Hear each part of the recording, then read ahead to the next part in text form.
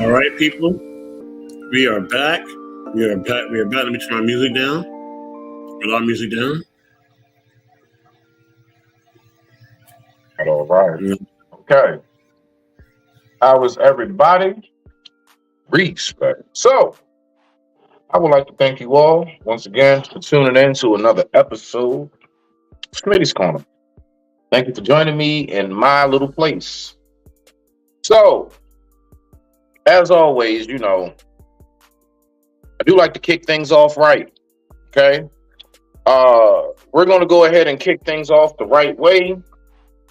And so, I would like to call this random things that Smitty used to dream about as a kid. Okay? Random things I used to dream about. Because, see, my imagination is out of this world. So, I think that's something that's very healthy, is to dream and imagine. So, without further ado, I would just like to let you all know, somewhere back in my childhood, I wish I was this guy. Roll it, so.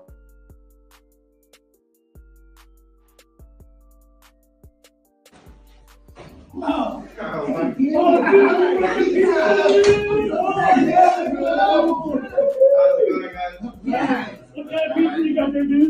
whatever you guys want. Right. Don't drop that nigga. Yeah, you know what?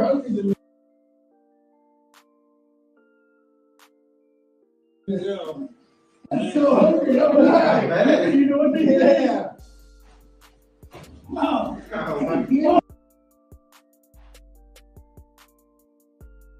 Right. That's right. That's right. Once upon a time, I actually pondered being a pizza delivery guy just in hopes I can run into Donatello and Michelangelo. That's right. That's right. Those days are long gone. Your boy became a chef/barber. So we're gonna go ahead. We're gonna get this thing going. So you want to go ahead and do your pause for the cause? Absolutely. Let me take a quick pause for the cause. Give a shout out to certain people up in here. All right. Let me give a shout out to Real Talk with MZ Limbs. What's going on? What's going on? As always, the link is pinned in the chats all across all the networks. Y'all see it. You know what I mean? You can join from any of them. You know what I mean? Wherever you're watching. Okay. Also, good morning to my man Stan Joseph. Good morning, Stan. What's going on? Also, salute to Motherhood Sex Marijuana Podcast. Make sure that you follow Motherhood Sex Marijuana Podcast on all social media platforms. Follow everybody on all social media platforms, all right? Oh, wow, okay. We're bringing the best moderator in the world. You know what I mean?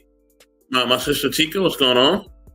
You know what I mean? Also, salute to my man Grizz. Grizz in the check-in. What's going on, Grizz? You know what I'm saying? And the topic is an array of stuff. You know how we do, Grizz. We have a plethora of options for you, okay?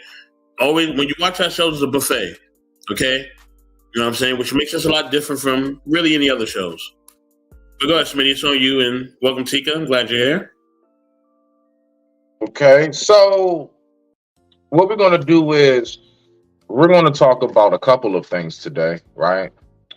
So I would like to go ahead and start this off with a video, okay? We're going to start this off. First of all, let me shout out Top Flight. How you feeling today? Is she there? Sorry, I pressed the wrong button. I'm doing pretty good today. All right. So yeah, we have a nice little lineup for you guys and everything. So we're gonna start this off. I would like to ask this question. What I want to know is, when it comes to the type of, let's say, the type of woman us as men we want, what do we look for? What kind of things are the key attributes as to, I say, what will make that woman qualified in your eyes as to you're somebody that I see is compatible, right? So I first want to ask you, like, me and you being the men up here, what would be like 5 things that you would say a woman must possess in order to grab your attention and, for you all to possibly go ahead and commingle? Um, good sense of humor, good attitude, educated, philanthropist, and I'll say philanthropist also loves children. I kind of put that in the same realm, right? Because just love of people. And I would say lastly, I'll throw the community-based driven thing too, and the philanthropy as well. So all those are just like one thing, really. And I would say the last thing would be,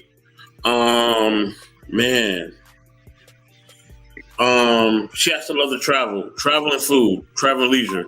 So that's food, travel, leisure, all that stuff. I put all that in one.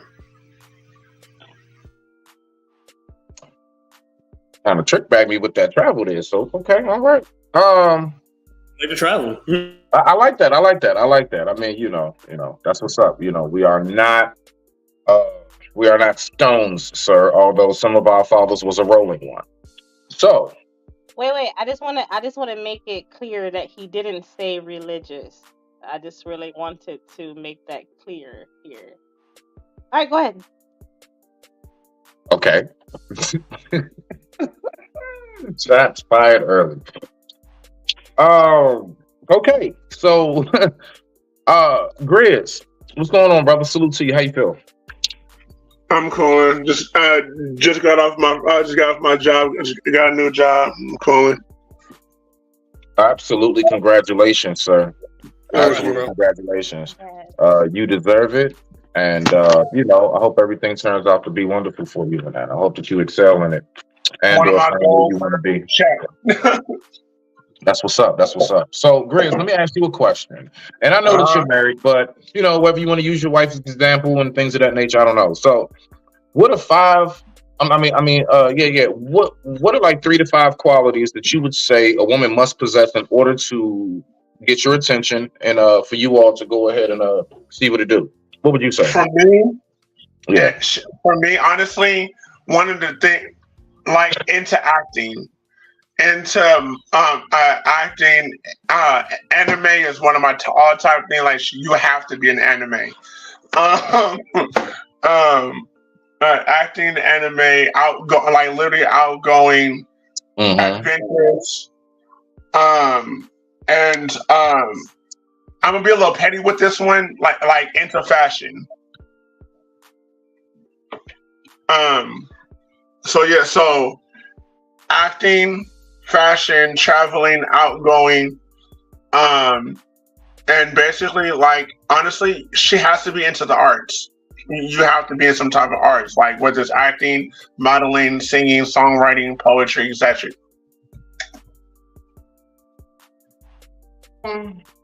Wow. Okay. I'm dead ass. Like, salute to that. Maybe I need to revise my list. I still got wash your ass and be pleasant. That's the end of it. So, let me mute. I'm just saying.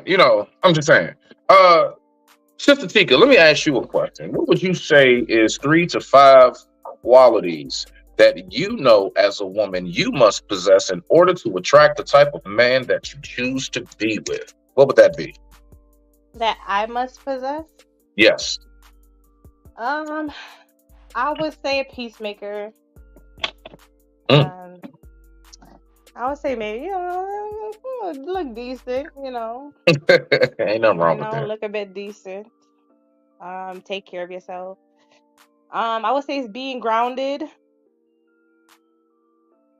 Intelligent. Briefly, real quick, when you say be grounded, because what exactly do you mean by grounded? Do you mean financially stable, head straight, like, if you don't know?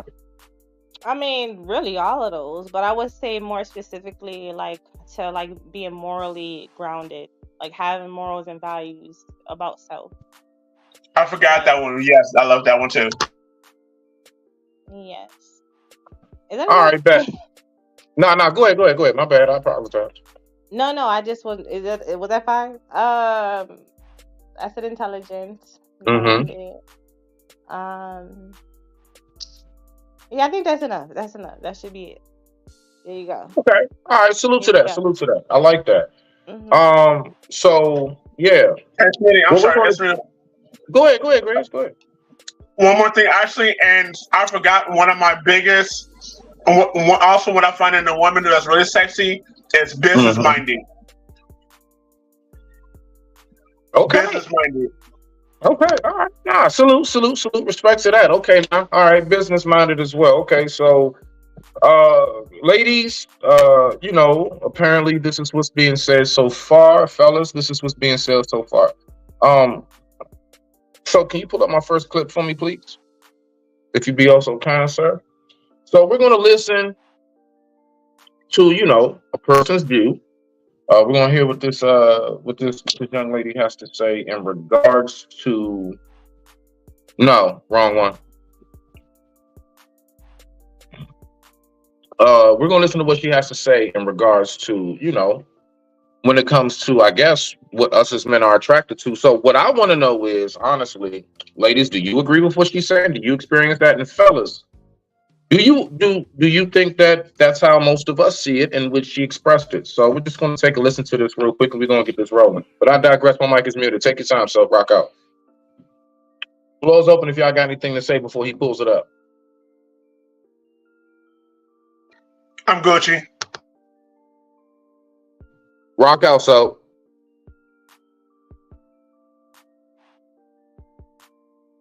Men are attracted to women that don't seem to try hard. And the ones that are trying hard, they tend to be like, oh, never mind. Let's get into it. Because that type of woman is taking it slow. She's not applying pressure. She expresses attraction. She expresses interest, but she's not trying to force anything. I've said this before. Looks get you in the door, but they don't keep you there. So what about that personality though? A woman who's not about the drama, not about playing games. A woman who isn't for everybody. It seems to have some standards about herself. She values herself. And everybody can see it. She's not thirsty for attention. She's not trying to control the process. She's secure with herself. When a woman values herself, she has standards. She ain't for everybody. She's not trying to control the process. It makes it easier for a man to trust you and therefore desire more from you.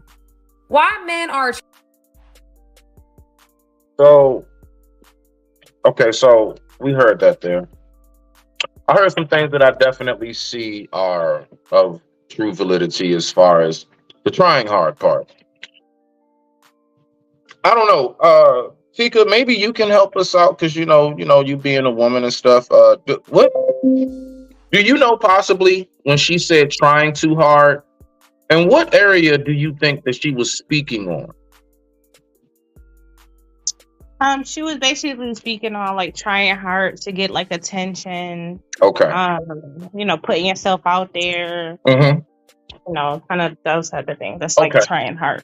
Okay. Yeah. So basically, when you got to twerk in the middle of Walmart, just randomly, no music playing. Gotcha. Or in a coffee table. Yep, that too. They do dance on coffee tables in our establishments. That's right. Shit, wow. So, okay. So with everything being said right there,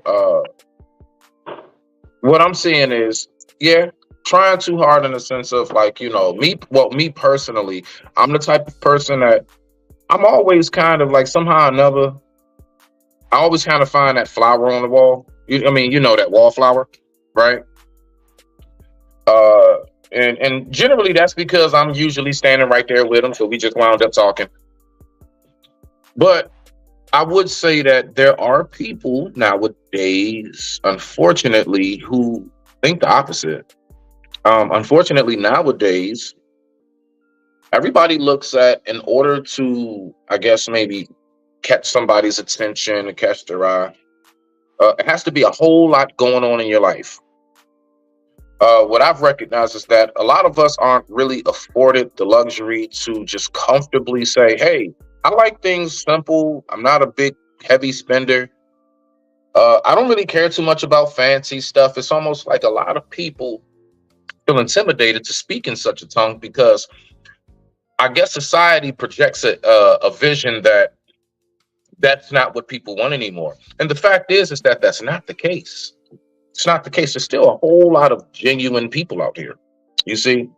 So when it comes to, as far as I would say, what men want in a woman, in a women, honestly, I got a hard time with that one, because the headspace, the movements, and the dynamics of this life in which men are in today is so different. It's really hard to say that we really want what we once had. There are some things that are still there that have never changed. Like, I can't see the day that a man is like, I don't want no woman to cook for me.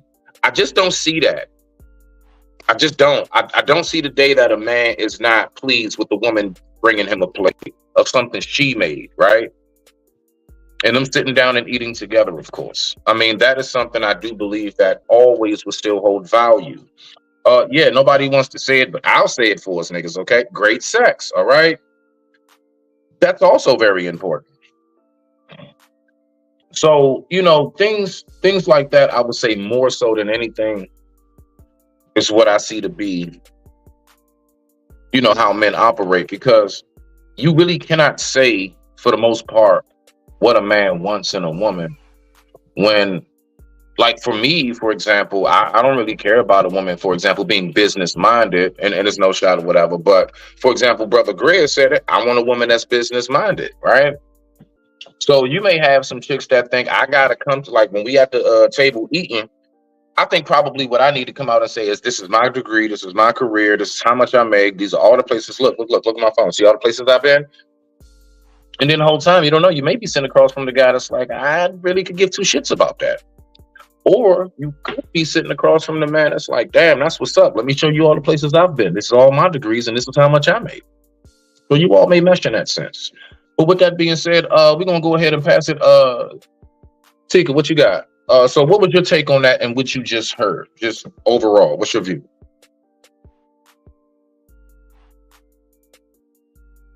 I mean, and listening to it, I just felt like, man, that's me. She described me.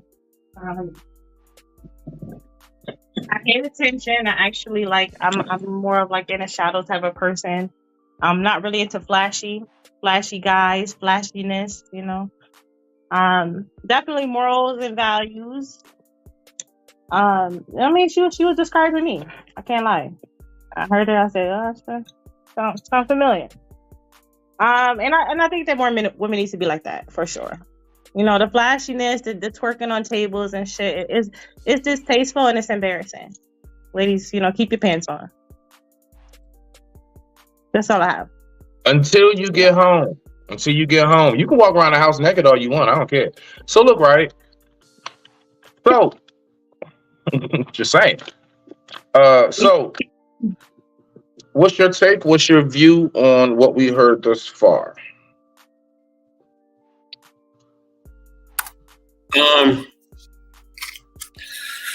I mean, here's the thing, right?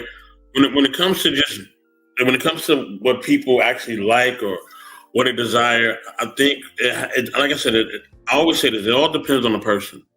So every man is going to have a different level of what they're asking for and a different level of standards. A lot of it has to do, like I always say, his maturity, his age range, things of that nature. And I'm going to piggyback off of any type of talking points, specifically maybe like a Kevin Samuels talking point, but I think Kevin Samuels touched on a lot, where people, as far as their age and their mindset, kind of what they look for and what they expect and what they should expect or look for, right? If that's the case. But I think that makes a big difference. I think what that young lady is talking about maybe she is at a particular age. She looks like she might be under 35, maybe. So maybe she's speaking to that age group, right? And in that age group, yes, it's not going to be, people that you are looking for that probably is looking to settle down, right? Salute the big wig slap. So a lot of times when I look at the younger generation, I see people in the younger generation, they out partying and turning up and going to Vegas and going to trips and going to Miami. You know what I mean? Like that's what they're doing. They're not really on this kind of marriage trip. You know what I mean? You may have a few of them that are pick-me's or traditionals or whatever, right? and that's not a lot of people. But if you're looking for like a marriage type, you're gonna have to look for possibly 35 and over. To be honest with you, because that whole travel and do your thing. That's kind of a big thing nowadays. And when I watch the commercials, I see that a lot. They have like these packages now where you can buy them, and I don't care if you're going to Vegas. I don't care where you go. You can buy these packages, and it's all expensive paid. It could be a cruise, it could be whatever, and it's with these young people, man, and they partying. Know what I mean? They going to islands partying. They taking over different resorts and partying. This is the party time for younger people. If you are a young person and you are in your 20s, you know what I mean, or you below 35, yeah, they on that travel party type vibe, man.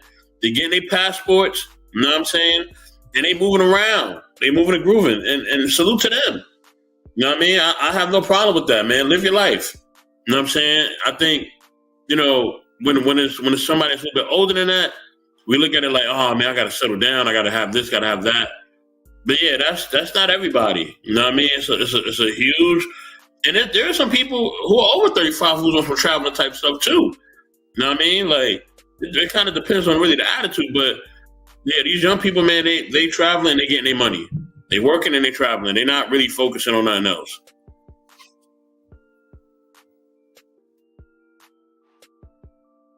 Muted, dog. Got it. Yep, got you. Okay. I can see where you at with that. See, the thing is, so what I find fascinating, all right, so it's like, look, right, I get it. When we're in our 20s, all right, that's the time where, what they say, young, dumb, full of cum, all that other stupid shit, and, reckless. But there are a lot of from grandparents to great grandparents and stuff, these people settled down in their 20s. So I'm just saying, like, would you say nowadays, right, we're actually behind on the timing in which we should start thinking truly about our future? Would you say, honestly, from the typical results, right, that it's healthy for us to, let's say, bullshit in our 20s? Because I can honestly say, bro, if I didn't as sharp as I've been, if I didn't bullshit in my 20s, dog, man, how far I would be. And I do believe it. What? Go ahead, Grizz, rock out. Come on, Grizz, hold on. Let me answer that question because he directed it towards me. Yeah. So So would you say, like, when it comes to us partying and having that 20s era, like, hey, this is my time. Finally, I'm an actual adult, but I can still kind of be a kid because I'm old enough to where my parents and the other adults can't tell me when to go to bed and all this other shit. But go ahead, rock out's open, then the floor is open. Grizz, you got it after that. Well, my thing is that I think, here's the thing, right? The kids nowadays, they understand that they have to financially be empowered before they have a family. Back then, like, it wasn't like that. Back then, like, a woman would get with a man because, she kind of, women really couldn't work like that back in the day, right? And, they didn't really have, like, the workers' rights and all that, so they kind of had to be under a man, right? They wasn't afforded the opportunities they are now, right? And even if it comes to people of color, period, we wasn't afforded opportunities at all like that, completely. Salute to Embrace the Grace. Glad you pulled up, family. What's good? You know what I mean? So, yeah. And Ruby Doll, too, I see you in the building. What up, Ruby? And also I see Big Rig. What up? I don't know if I shouted y'all out already, but if I didn't, there you go.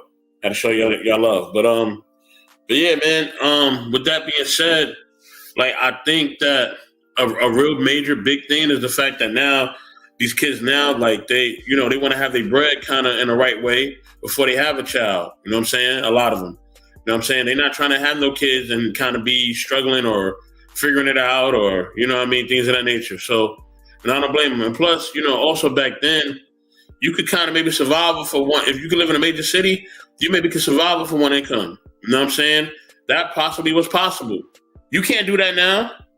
You try to survive for one income in a major city, you're gonna be you're gonna be like having to really figure some things out. You know what I mean? It's gonna be a lot of top ramen days. There's gonna be a lot of cold pizza days. A lot of a lot of Frank's. You know what I'm saying? From Walmart and all types. You got to be buying food from Walmart and bargain saving and all types of stuff. You cannot have a full course meal like back in the day. It ain't like what it used to be. Know what I mean? If you want to survive out here and you live in a major city, yeah, you're gonna need 2 or more incomes, or you're gonna have to, or somebody, at least one of them incomes are gonna have to be making at least 6 figures or more. Just to be completely honest with you, if you're gonna live comfortably or if you're going to survive. Okay, if you do not have that, you are going to struggle. Okay, you are gonna have to get some benefits. You may have to get some food stamps, whatever you got to get, because it's real out here. You know what I'm saying? Now, if you don't live in a major American city, you live in the middle of kind of nowhere, and nobody wants to live there, and it's like just a gas station and a Walmart, then yeah, you probably get away with that. You know what I'm saying? But understand the economics are different there, and if you do find a job there, you're not going to really have a job where you're making a lot of money, because the economics don't really allow you to do that, because it's a small town, small city, and you're not even really able to make money. And the money you do make, yes, it will go back to your landlord or your rent owner or your house or the car note or whoever or the government, whoever is in charge of your living facility. So no matter what, you know what I'm saying, nowadays, the economics don't point to you actually building a family young. You know what I mean? So I think a lot of young people see that. So they're like, nah, I'm chilling. Like, nah, a kid, what? Man, a kid is like owning a house nowadays. What? A car, like having a car and a child and trying to build a family and all that. Like, yo, that is some serious economics. And if you don't got your ducks in order, you will struggle. That's just a fact. Go ahead, Grizz. So to capitalize on what you said, Mr. Best, owning a kid is like owning a house. You are absolutely right, 1,000%. And to capitalize on what Smitty said earlier about going unplayed this, like I think about a lot about my past. Like if I can go back to in my teens or 20s, like everything I know now, it's like honestly, I probably would most likely be either in LA or working on something right now. But like I do see some of these kids making the same mistakes that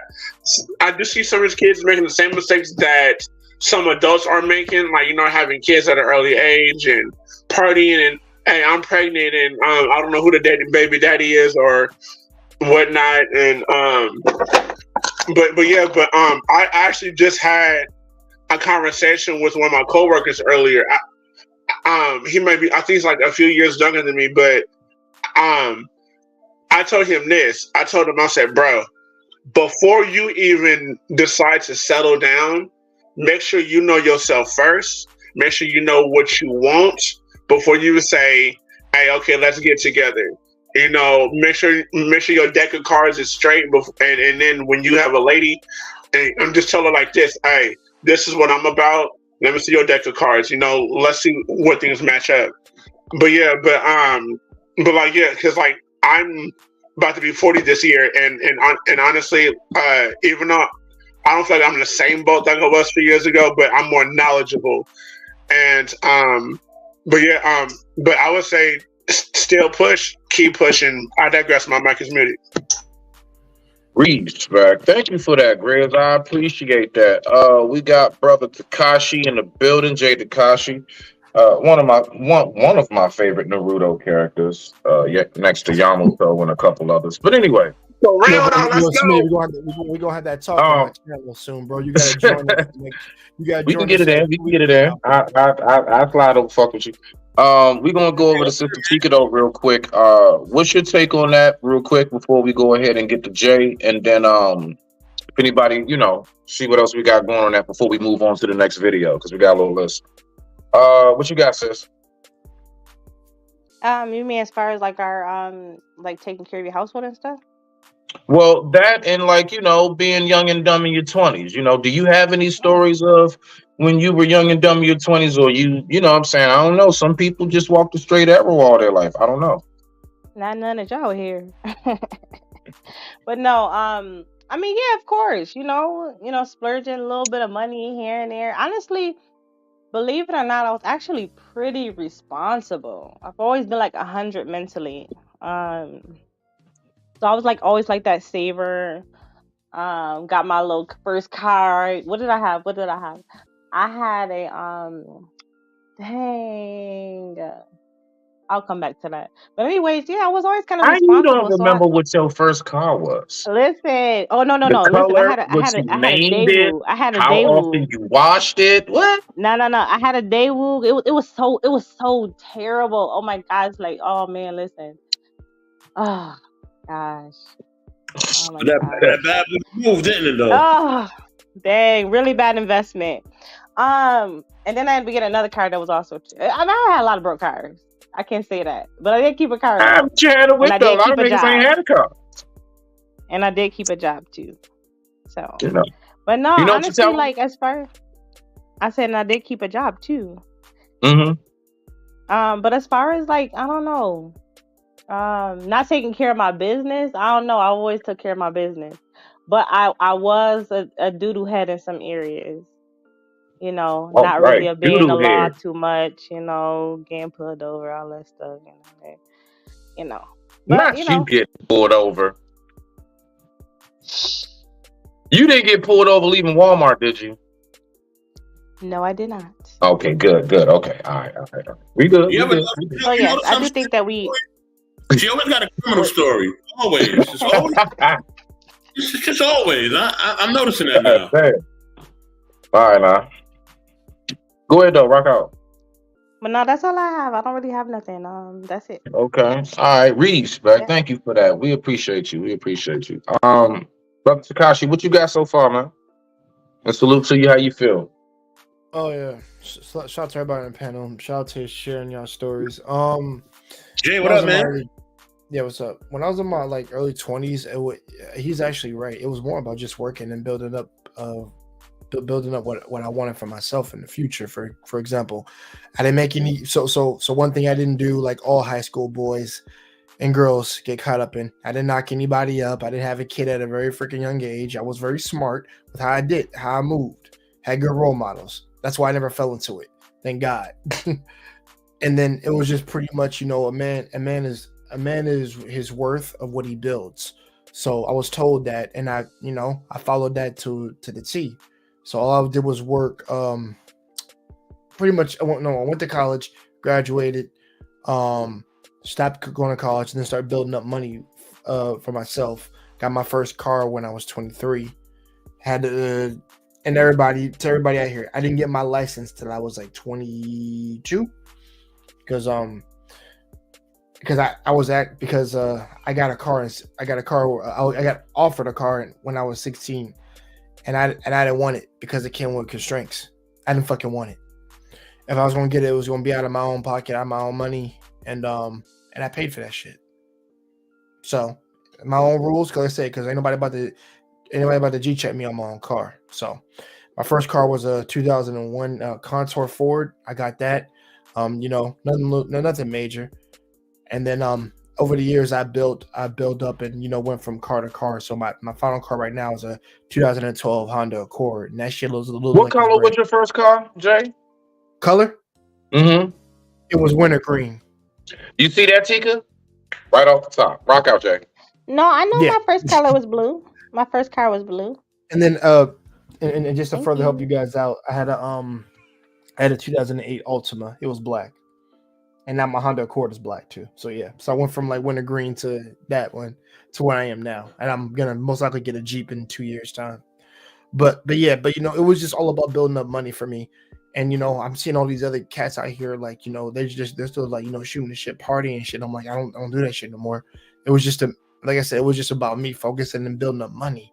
Because like I said, I think you really need not be getting married and doing all this shit if you want to pay the cost to be the boss. You gotta have the money, and also you gotta be able to have a substantial amount of wealth in order to move on from your early. I know we'll get it to your early 20s, but from your late 20s to your 30s, and I'm 32 now. So with that, I've got 2 jobs. I own my own business and sales.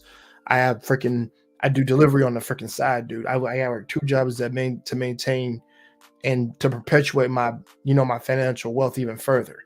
So, doing that has been a benefit to me because if I imagine me being a dad or me being anything else at a young age, there's no way I would have been able to do that. I don't give a damn what your freaking family, your friends tell you. Oh, you'll make a good dad. Jay, I'm like, motherfucker, I'm not mature enough right now, bro. I got shit to take care of. Like, I don't spend it on games. Like, I'm busy trying to build myself up.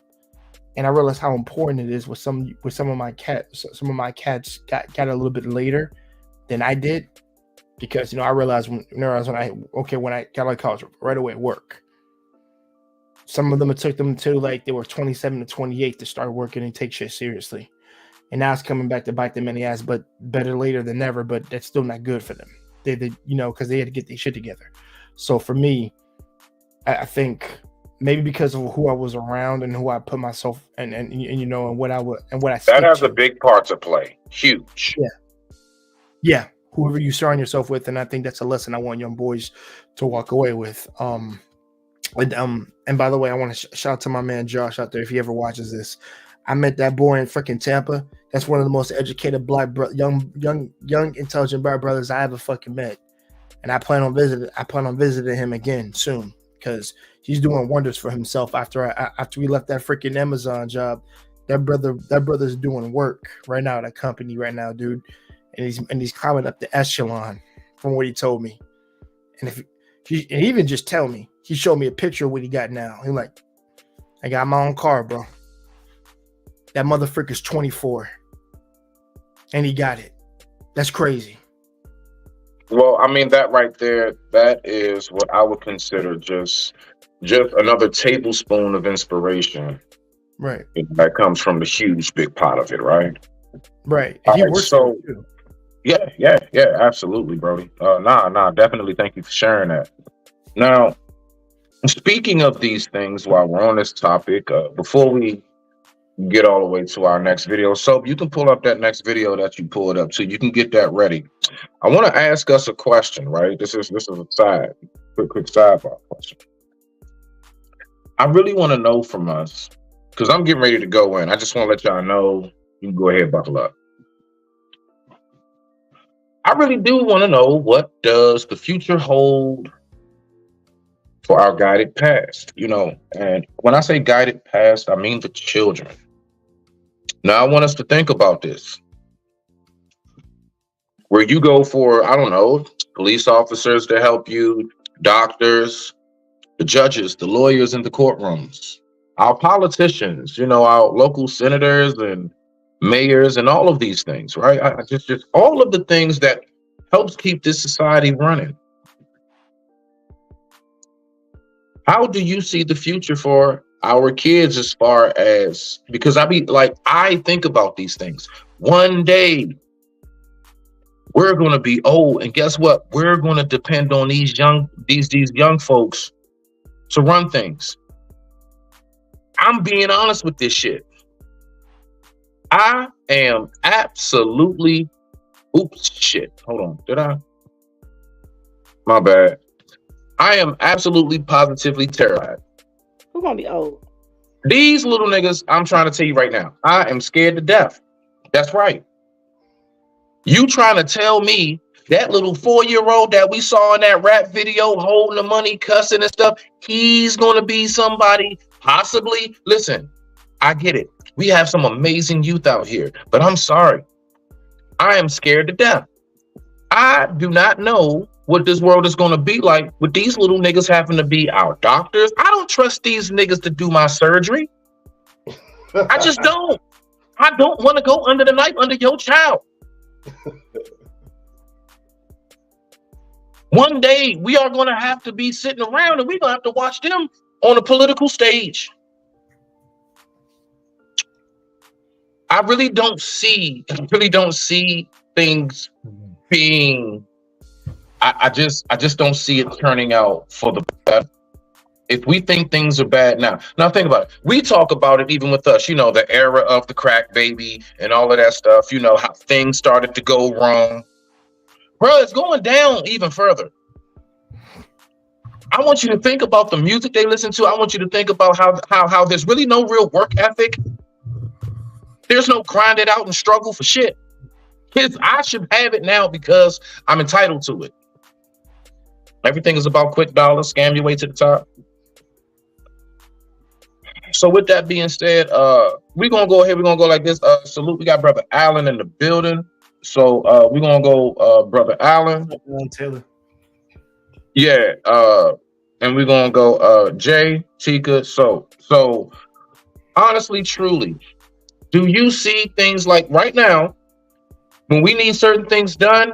Like I don't, man. They're gonna have to fix my cable one day. Listen, I have a list of shit I am so worried about right now. So concerned about. I'm not mean to lie, but I know he's right. Like this shit is wild, bro. But go ahead, rock out, Jay. I digress. My mic is muted. You got the floor. Y'all see where we at. Oh my god, you good, brother. Like you making me laugh, but at the same time, I'm not disagreeing with a chunk of what he's saying because some of saying he's spitting some facts. Actually, I ain't gonna lie. But he's gonna fix my cable. I remember that, man. I'm going to sleep. That's funny. I love that. See, the thing is, I've always said the children are our future, our offspring. Whatever we, like I said, before they get into the world, we gotta make it better than what the fuck it was before they got here. And I know that's a tall order to ask for some of us, because some of us, I've always said, black men out here, like, we're trying to do what we can to raise our sons to be very intelligent and not be stupid and follow the line of our don't say ancestors, some of our fucking degenerates. The thing is, I think it's going to be like 50-50, where I think there going to be some educated, some of our own being educated, and then some of our own just be like fucking dumbasses, trying to pretend like they're like all that, but they're really not. And also with the influence of all this music, all this like degeneracy and nonsense we got going on, it is setting it up for it to be a shit show. And well, shit. And that's the only advice I tell you motherfuckers is just make sure you buy property in the country sometimes. Like y'all might want to get adjusted with the country area instead of these motherfuckers, because the people in the country know what they're doing. The city folks don't know shit. I think they're stupid actually. Yeah, I do think they are. But how you doing? Real Talk, Minzy? Good to see you. But it's more along the lines of, I can't think all the younger generation Smitty will just be all dumb. I think, like I said, I think some will be smart. I think some will be smart. Some will be dumb. But it's dependent on us to make sure they don't turn out to be dumbasses. In a sense, because like I said, because I am responsible for how my kid turns out, or at least if I'm coaching. Let's say I become a life coach. I coach a bunch of young men. I talk to them. I'm making sure they get the. I'm mentoring them, doing things like that make sure that, they come out better than when the fuck they got in, before they first met me and took up my lessons. I can only hope that they'll spur that on to their generation next. So, so we'll have more of them and then less dummies. But hey, I am scared like you overall. I don't think it'll be super bad, but it'll get worse before it gets better. We going down, Jay. Rock out. No, you good. Go ahead. That's what I got. Brother Allen, it's on you, sir. It's on you, brother Allen. Yeah, I'm curious what Alan's gonna say. Well, good evening, everyone. How's everybody doing? Hopefully, y'all having a blessed day. Yeah, it's over with.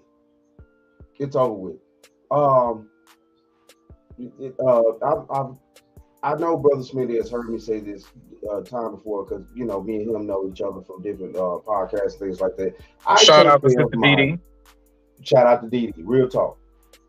I take care of my 100-year-old grandmother, and I say that with pride because I was left to do so by my grandfather, and a true marriage. Like, this is the thing here.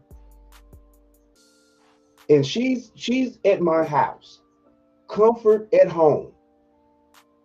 And this is the thing that a lot of people are not understanding. This goes for both men and women. Who's going to take care of you when you're old? Now, everybody wants to run around here like you're going to be 25, 30, 40, 50 forever. You don't know what type of health problems may come in your life in between that time. It's 25-year-olds that get in car accidents and still need their family because they paraplegics. Y'all get what I'm saying. I may not have pronounced that right, but It's all right. We got you. We got you right.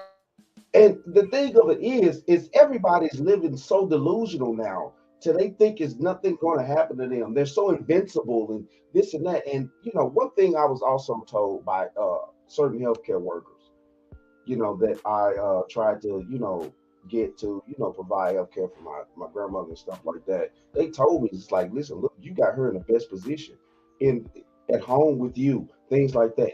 If you put her in a nursing home, she will die sooner. And what's the theory behind that? Break it down.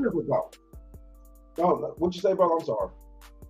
No, I think he was going. I was about to ask. So, what's the theory behind that of how they die sooner? What's the thought process behind that? Rock out. No, the healthcare workers that actually work in the nursing home system told me things like this, because at the end of the day, and these were people that throughout my family, they know people that know people, things like that work in certain fields and stuff. So they told me these type of things. And they was like, yeah, you got her in the best position right now. And that's the reason why she's going on. She's around true love. And that's how family's supposed to work. And, to put her out to pasture, as we would say, it's just like to put anybody out to, just be disregarded and things like that. And that breaks their spirit, that breaks their soul. And that, of course, eventually that feels like you have nothing to live for, so they'll move on.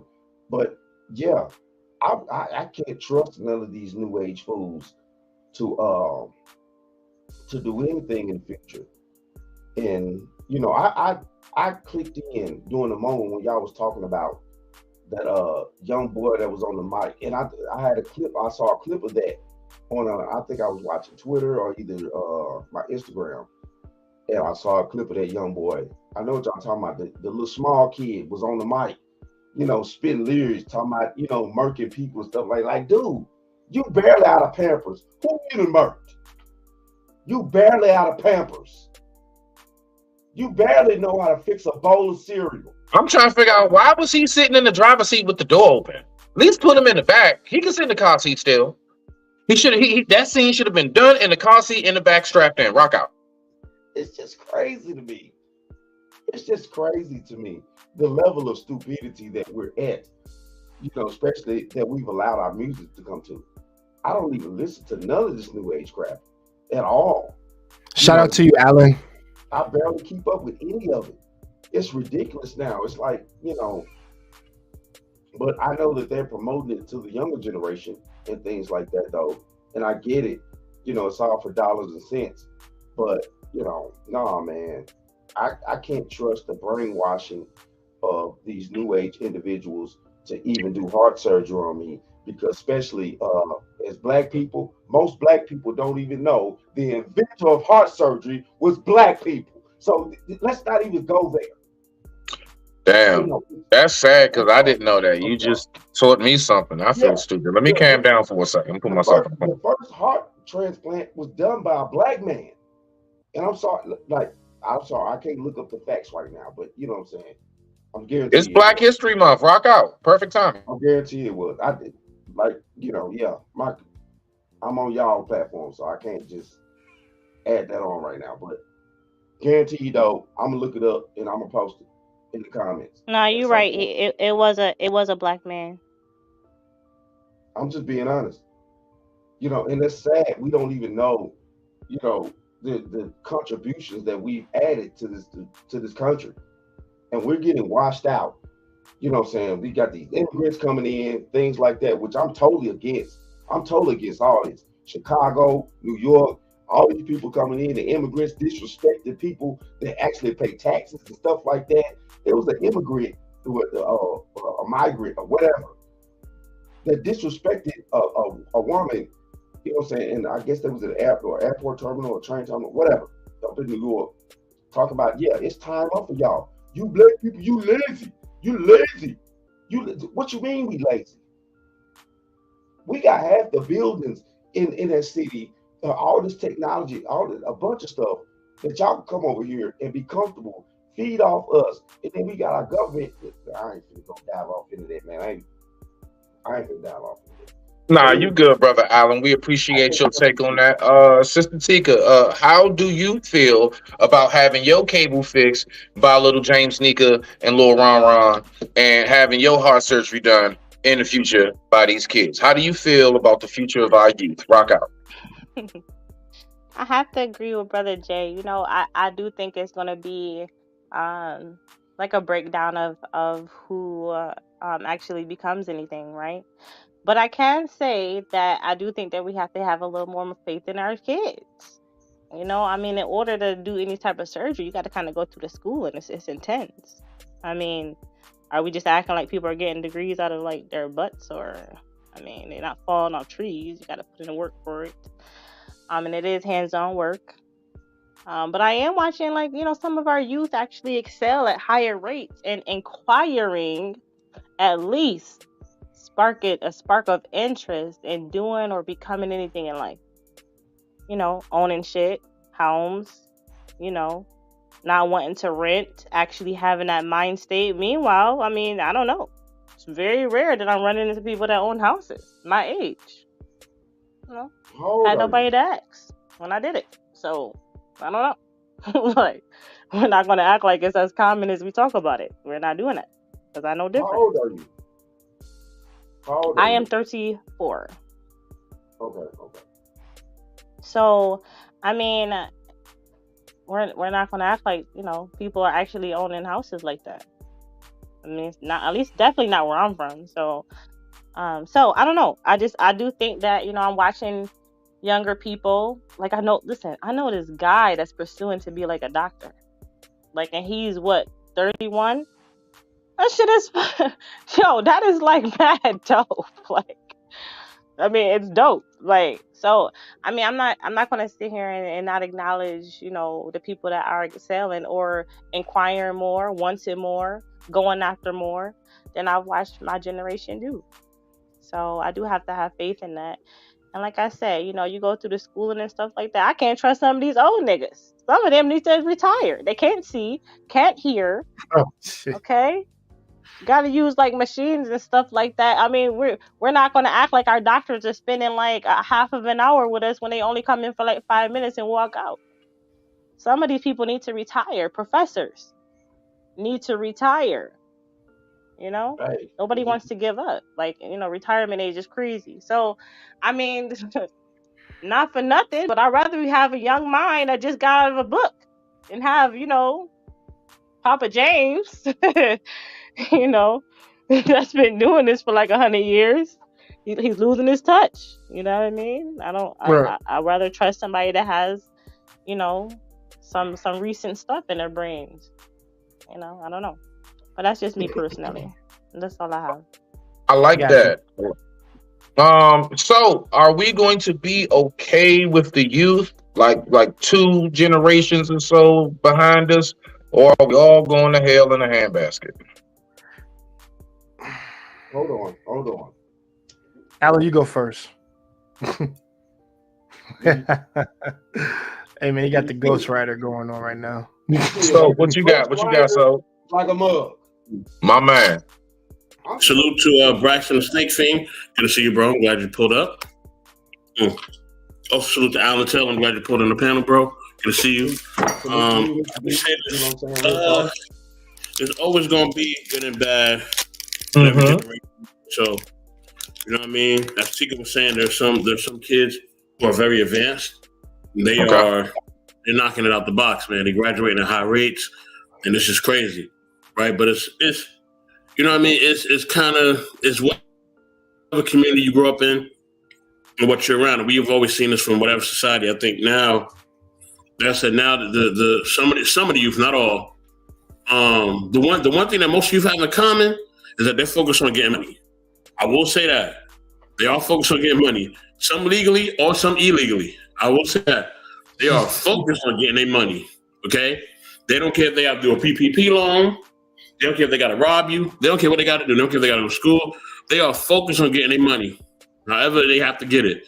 So I will say that. So, for the ones who are doing it the right way, salute to them. You know what I mean? For those who are just kind of getting it, however they can get it, getting how they live, I mean, it is what it is. But I don't know, man. I think by the time we all, there's going to be a different society. And plus the society they're trying to create now, if you look around, the government's trying to create this whole utopian society where you can only say certain things, you can only move around a certain way, and if you do this or do that, they're coming at you. And if you don't do this and you don't cross the street a certain way and you look straight and your tie ain't tied the right way, then you're done. Like, it's a whole utopian society. I seen Demolition Man. That's a real thing.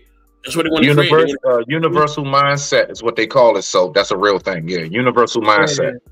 Yep, that's what they want to create.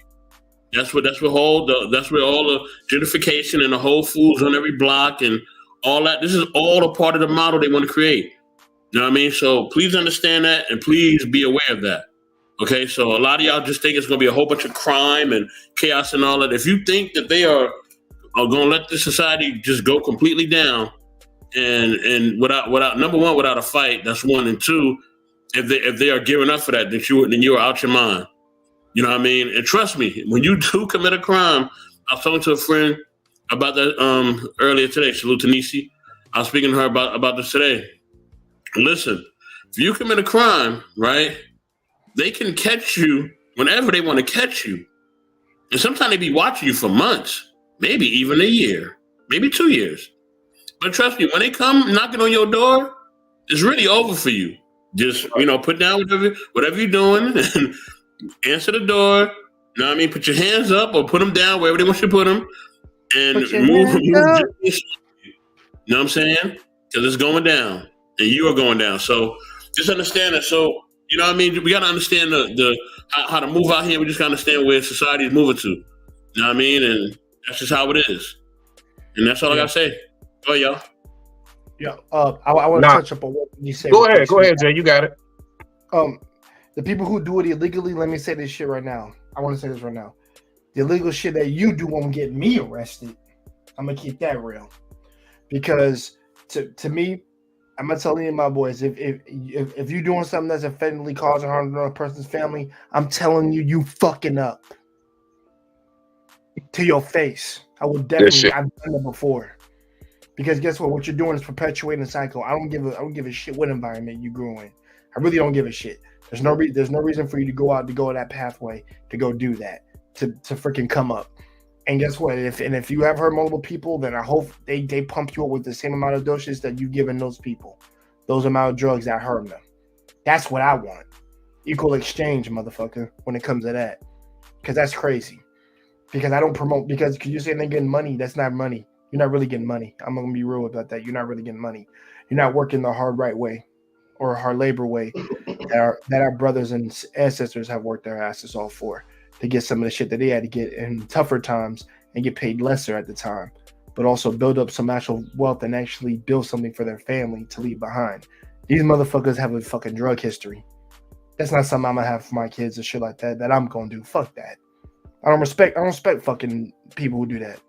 Even if they are my skin color. I don't give a shit. You're terrible. And you need to be stomped out, honestly. If they catch him, I ain't gonna feel bad. Go ahead, Alan. What you say, bro? I'm gonna tell y'all, brother, something. You know what I'm saying? Like, and I definitely agree with what you're saying, though, on hindsight of my life. Like, back in the day, even though I was raised with all my fathers, I did have a moment of rebellion. I went out to the streets, and you know what I'm saying? I did my days in the block. You know what I'm saying? With my zero calculators and all that type of stuff. You know what I'm saying?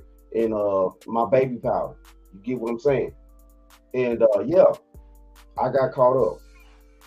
You know what I'm saying? Dealing with, my crew, things like that.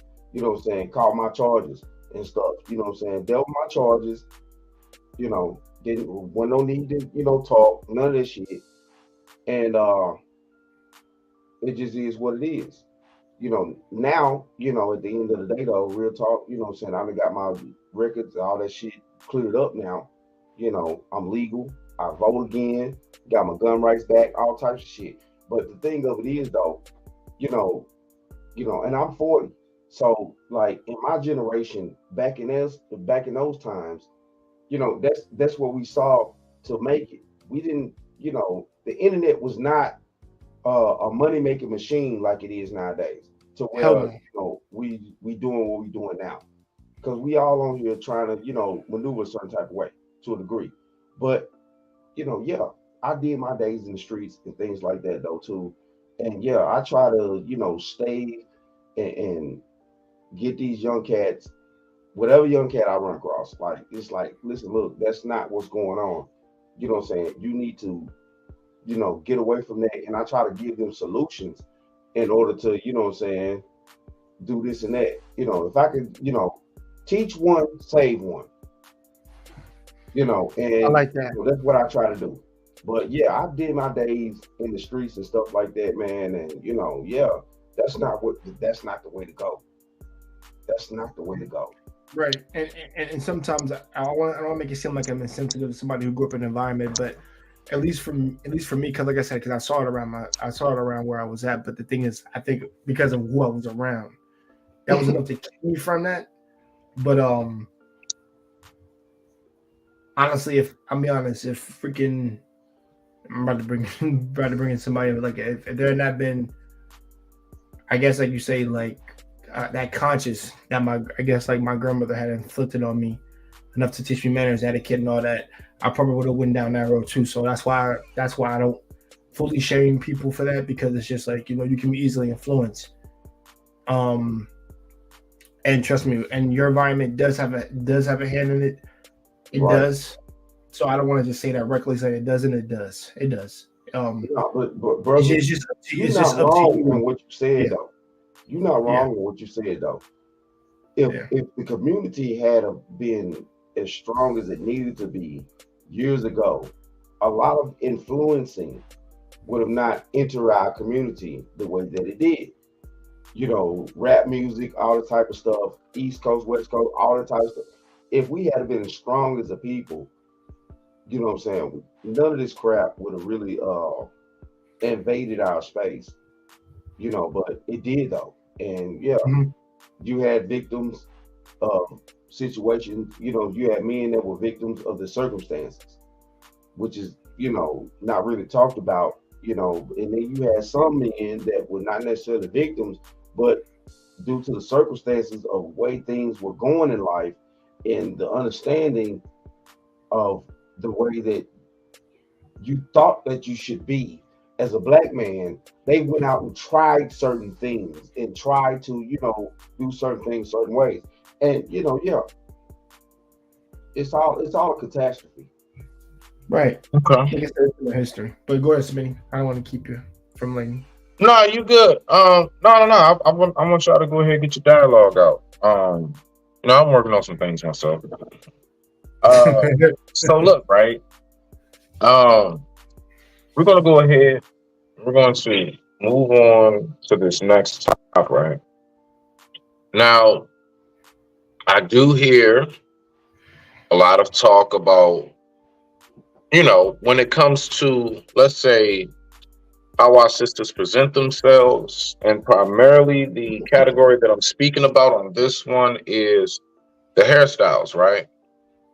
So I just want to know from you, brothers, like, how do you view,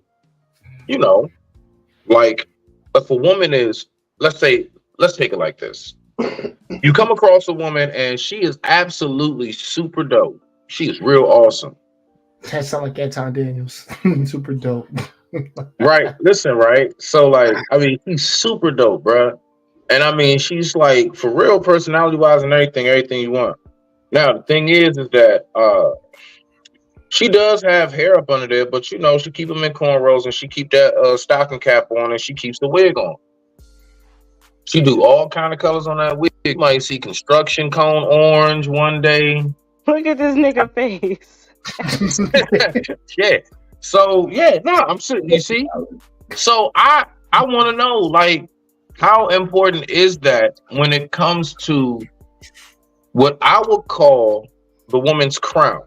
All right. So Rock out. We're gonna go to you first, brother Jay. We're gonna go to no, matter of fact, we're gonna go to Sister Tika first because she hasn't had a chance to go ahead and get up in there in a minute. So we're gonna go to you first, sis. How important is a woman's crown and the way she presents it? Just curious. Oh man, listen. So I'm gonna sound really crazy with this. So I'm regular smuggler. You know what I mean? I don't think you I've can had top me. Rock out. I've had my share of hairstyles when I was younger.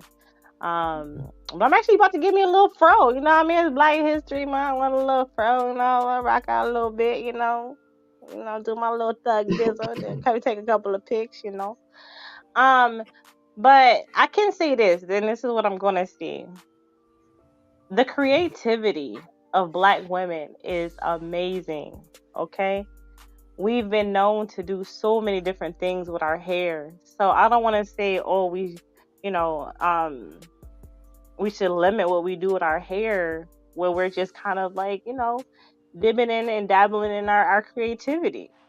I've seen some amazing shit, yo. So I don't want to say, oh yeah, we should be, plain Jane or just rock our little Afro puffs or like our little afros. You know what I mean? Like, I do believe people should do what they want with their hair, what makes them feel good.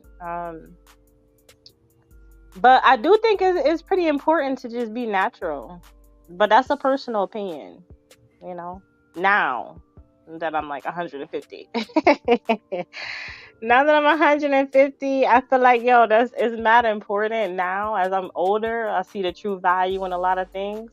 But it ain't nothing wrong with wearing different stuff until you get to that point. I do think that you should at least, get a chance to get to that point to see the true value in it. So that's what I. We can't hear you. We can't hear you, Smitty. We can't hear you, brother Smitty. Smitty, you muted, brother. You're muted. Shit. My bad. Hey, thank you, y'all. Thank you.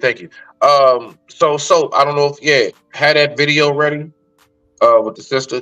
And then Brother Takashi, you go ahead. Brother Allen, go ahead. Let's just try to kind of keep it somewhat to a minimum. Don't rush, but keep it to a minimum so we can get to the video and then continue to flow from there. So what's y'all? So when I asked y'all the question as far as she's everything you want but the wig and stuff, rock out. Jay, you got it. Then Allen, you next. I don't know how the hell I'm supposed to answer that. Don't really know. Hey man, I'll take a rain check, bro. Allen, you can answer, brother. I don't know I'm supposed to answer that. I'm real. No. Listen, Jay, it's simple. She's everything. Really, she's really dope. Her headspace, man. She don't mind catering to you a little bit, bro. And ain't a whole bunch of pushback or nothing. But she wears a wig. Do you take her or do you tell her to kick rocks? Well, not kick rocks, but nah, baby, I don't think this will work out. Because I don't want to say it like that. Because that, nah. Real talk. That was fucked up. But look, right. I'm just saying, all right. Or do you just tell her, this one word? What you got? Oh shit! You just woke me up. What you got, Jay? I wouldn't tell her to kick rocks. Yeah, that's savage. My bad.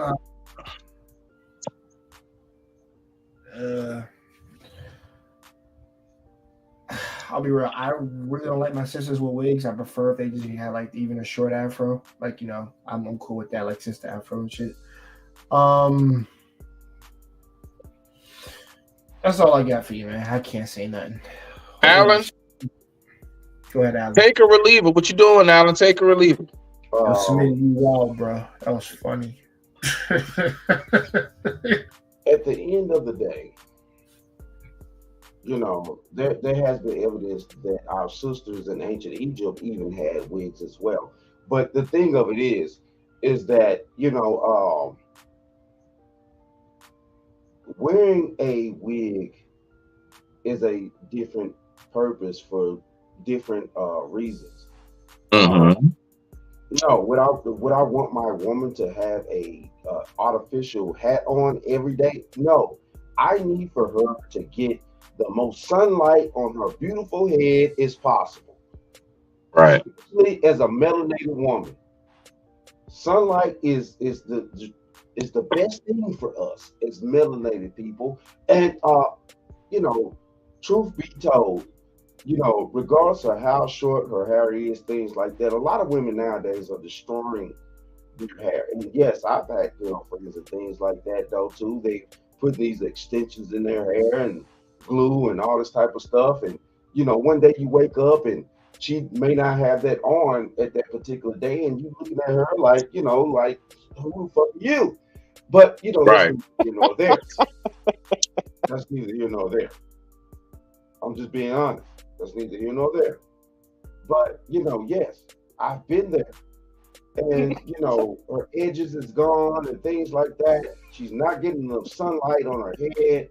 And and also too, a lot of things, a lot of people don't know or not understanding, amongst us as black folks, like we need the sun tremendously.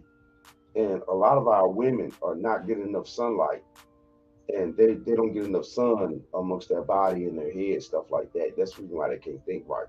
You know what I'm saying? The sun also melts off that dumbness that goes in their mind. But that's another topic. But no, though. No. Good stuff. Good stuff.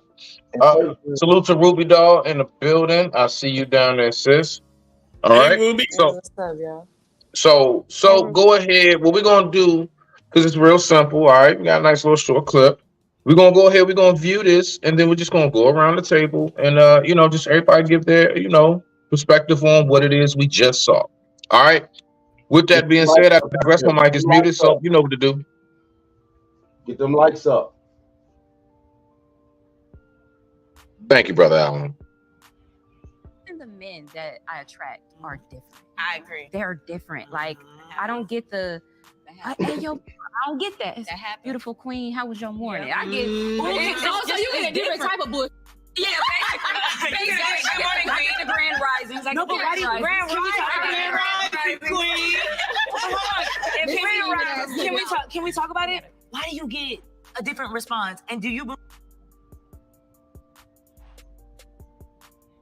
believe that this has something to do with, like you said, natural versus not natural? I feel like long hair down 40 inches like compared it's- to not. even to kind of piggyback off her when you said the social media thing, just that Yeah. the overall how people view like, oh, the girl that has the implants, the long Brazilian hair, she wants the man that's pulling up in the Rolls Royce or whatever.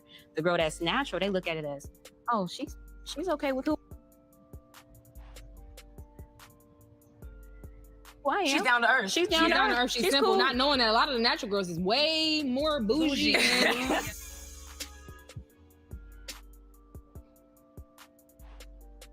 All right. So we heard that there.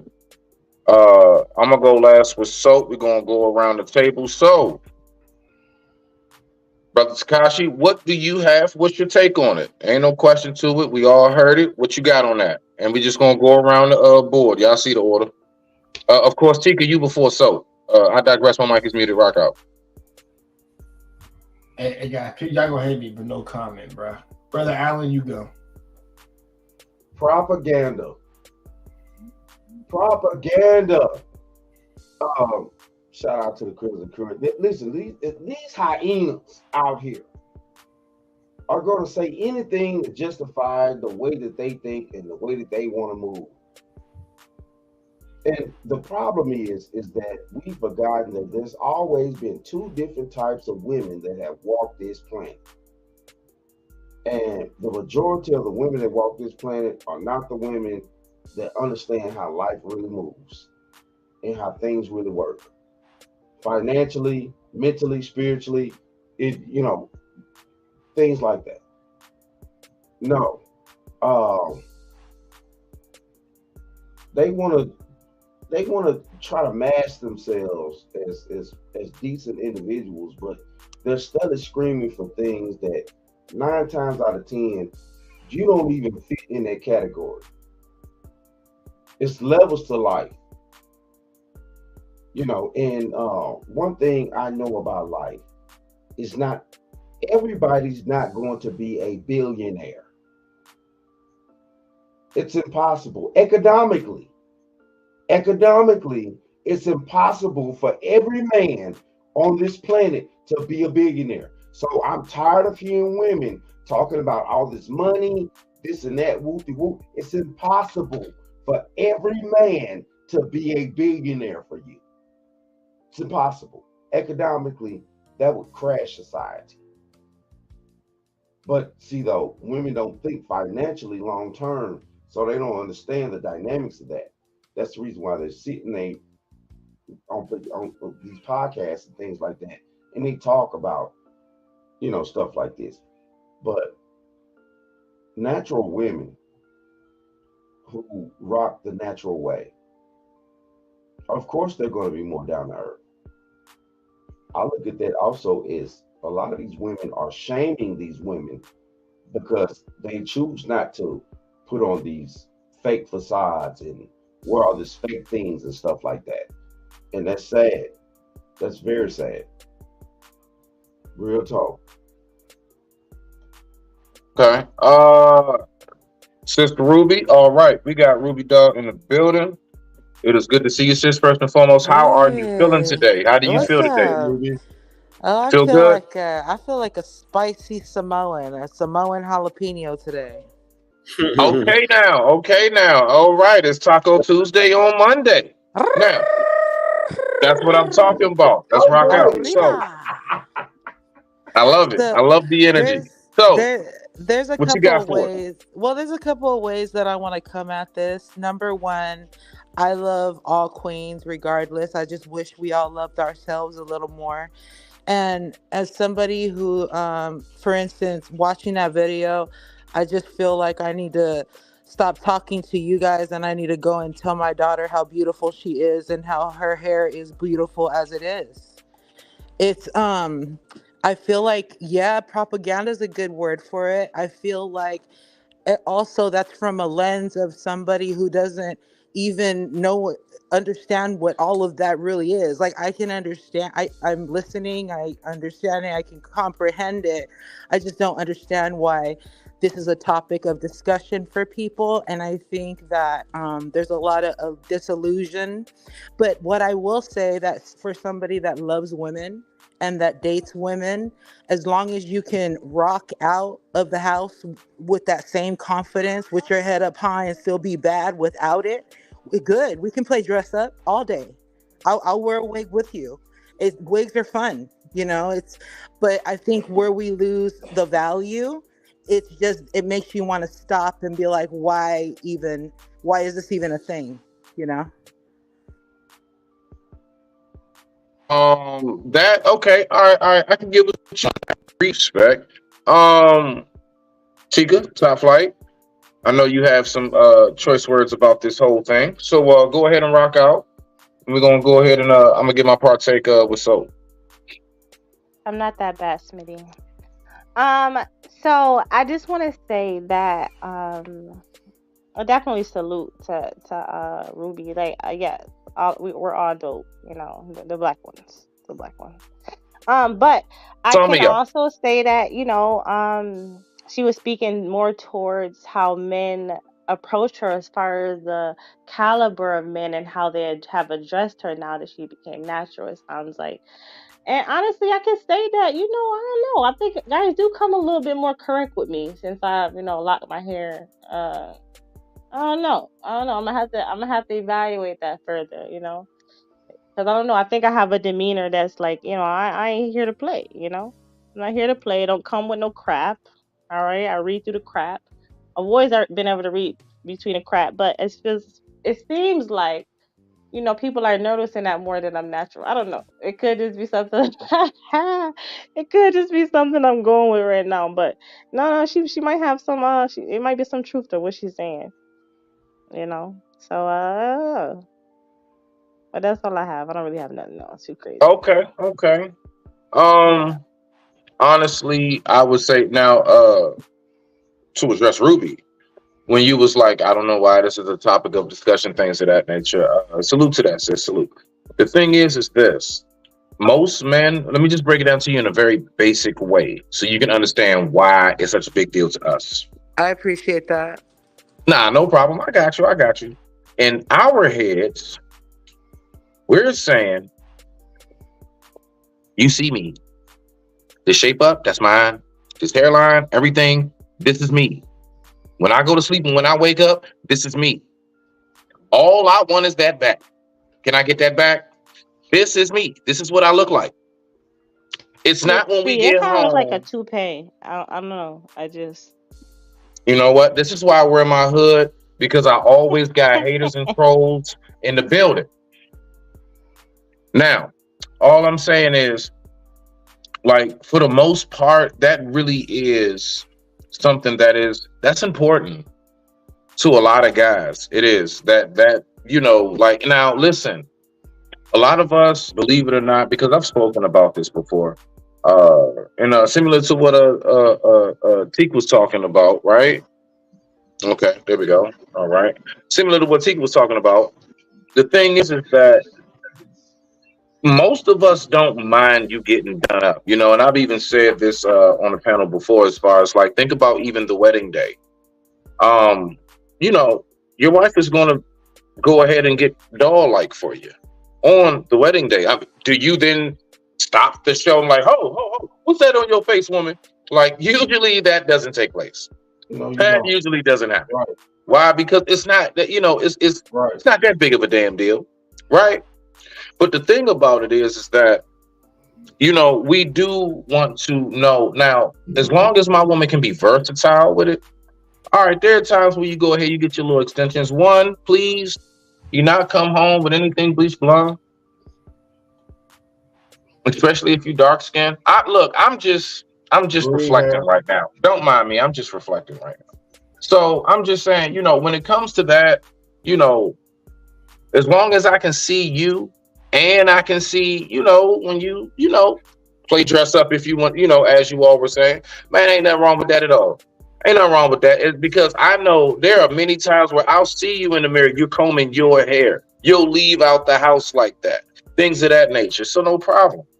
If you switch it up sometimes, so what? So what? I mean, look, fellas, that's just something women do. That's just something they do. They like to switch up their little looks and shit. That ain't all that doesn't necessarily or at least it shouldn't always bring about, oh shit, red flag, right? But with that being said, I digress. My mic is muted. We got my brother Mav up on stage. Salute, Brody. I see you. So who we going to? Matter of fact, yeah, we're gonna go ahead and go to you, Mav. So, how important is a woman's crown, Mav? So I'm gonna ask you the question that I asked the brothers earlier. All right. You come across a woman that is super dope. She's damn near everything that you want. But she keeps them hair, you know, she keeps her hair in them, and, you know, in the cornrows with the little stocking cap, and she keeps a wig on. And I mean, she got all kinds of bright colors with that shit. But she is so everything, you know, that you've ever seen in a woman. Do you keep her or leave her, sir? I digress. My mic is muted. You got the floor. That's a good question. I like that question. But she's so everything. Like, I feel like the way the question is formulated, it's meant to minimize what it is that's really being done and really being said, just to sort of you know, to make it seem like, oh, it's not a big deal. And I don't like that. Like, that's something that our community does far too much and far too often. You know, we minimize things. Let's talk about why there's a couple things in our community that's on every corner and every block. What's that? That's a liquor store. That's a pawn shop. That's a beauty supply store. And all of these things extract from our community like it's nobody's business. But we supposed to minimize that and act like, it's just, bro, and if it's such a non-thing, why they don't sell our hair? Why they don't sell seafood? Why they don't sell ours? They sell Brazilian yaki. They sell Indian virgin. Where's mine? Nah, bro, that ain't cool. See, they gonna slide. They slide it in there on you with a smile and it's just business. You see me, bro. It's because you gotta read between the lines and you gotta see the deeper impact, bro. Because when my daughter look in the when she look in the mirror, speak your mind, black man. Huh? And she looking and she's seeing, you know, this is what beauty is. Nah, like the sister said, I need to go tell my daughter, hey, you beautiful just the way you are, love. You beautiful just the way you are. I ain't talking about a minute hair. You beautiful just the way you are. And that it goes to what we trying to be. What are we trying to be at this point? These bras have colors. They look like Bratz dolls. You look like a treasure trove. I'm not on that. I'm not on that in no way, shape, or form. You can call me what you want to. You can call me a hotep. You can call me all of that. I ain't nobody put $1 in my pocket. But you know what? Ain't nobody gonna do? They ain't finna take my money and throw it out of my community and tell me I just gotta take it. Oh, this is just what girls do. Well, this is just what I do. Every dollar I make, every dollar in my bank account, I earned it, and it's gonna go where I say it go. And like, it's foolishness, bro. It's foolishness, and to the point of, bro, it's telling, you know what it is? As a black man, I love you as a sister. I love you just the way you are. Why are you changing that?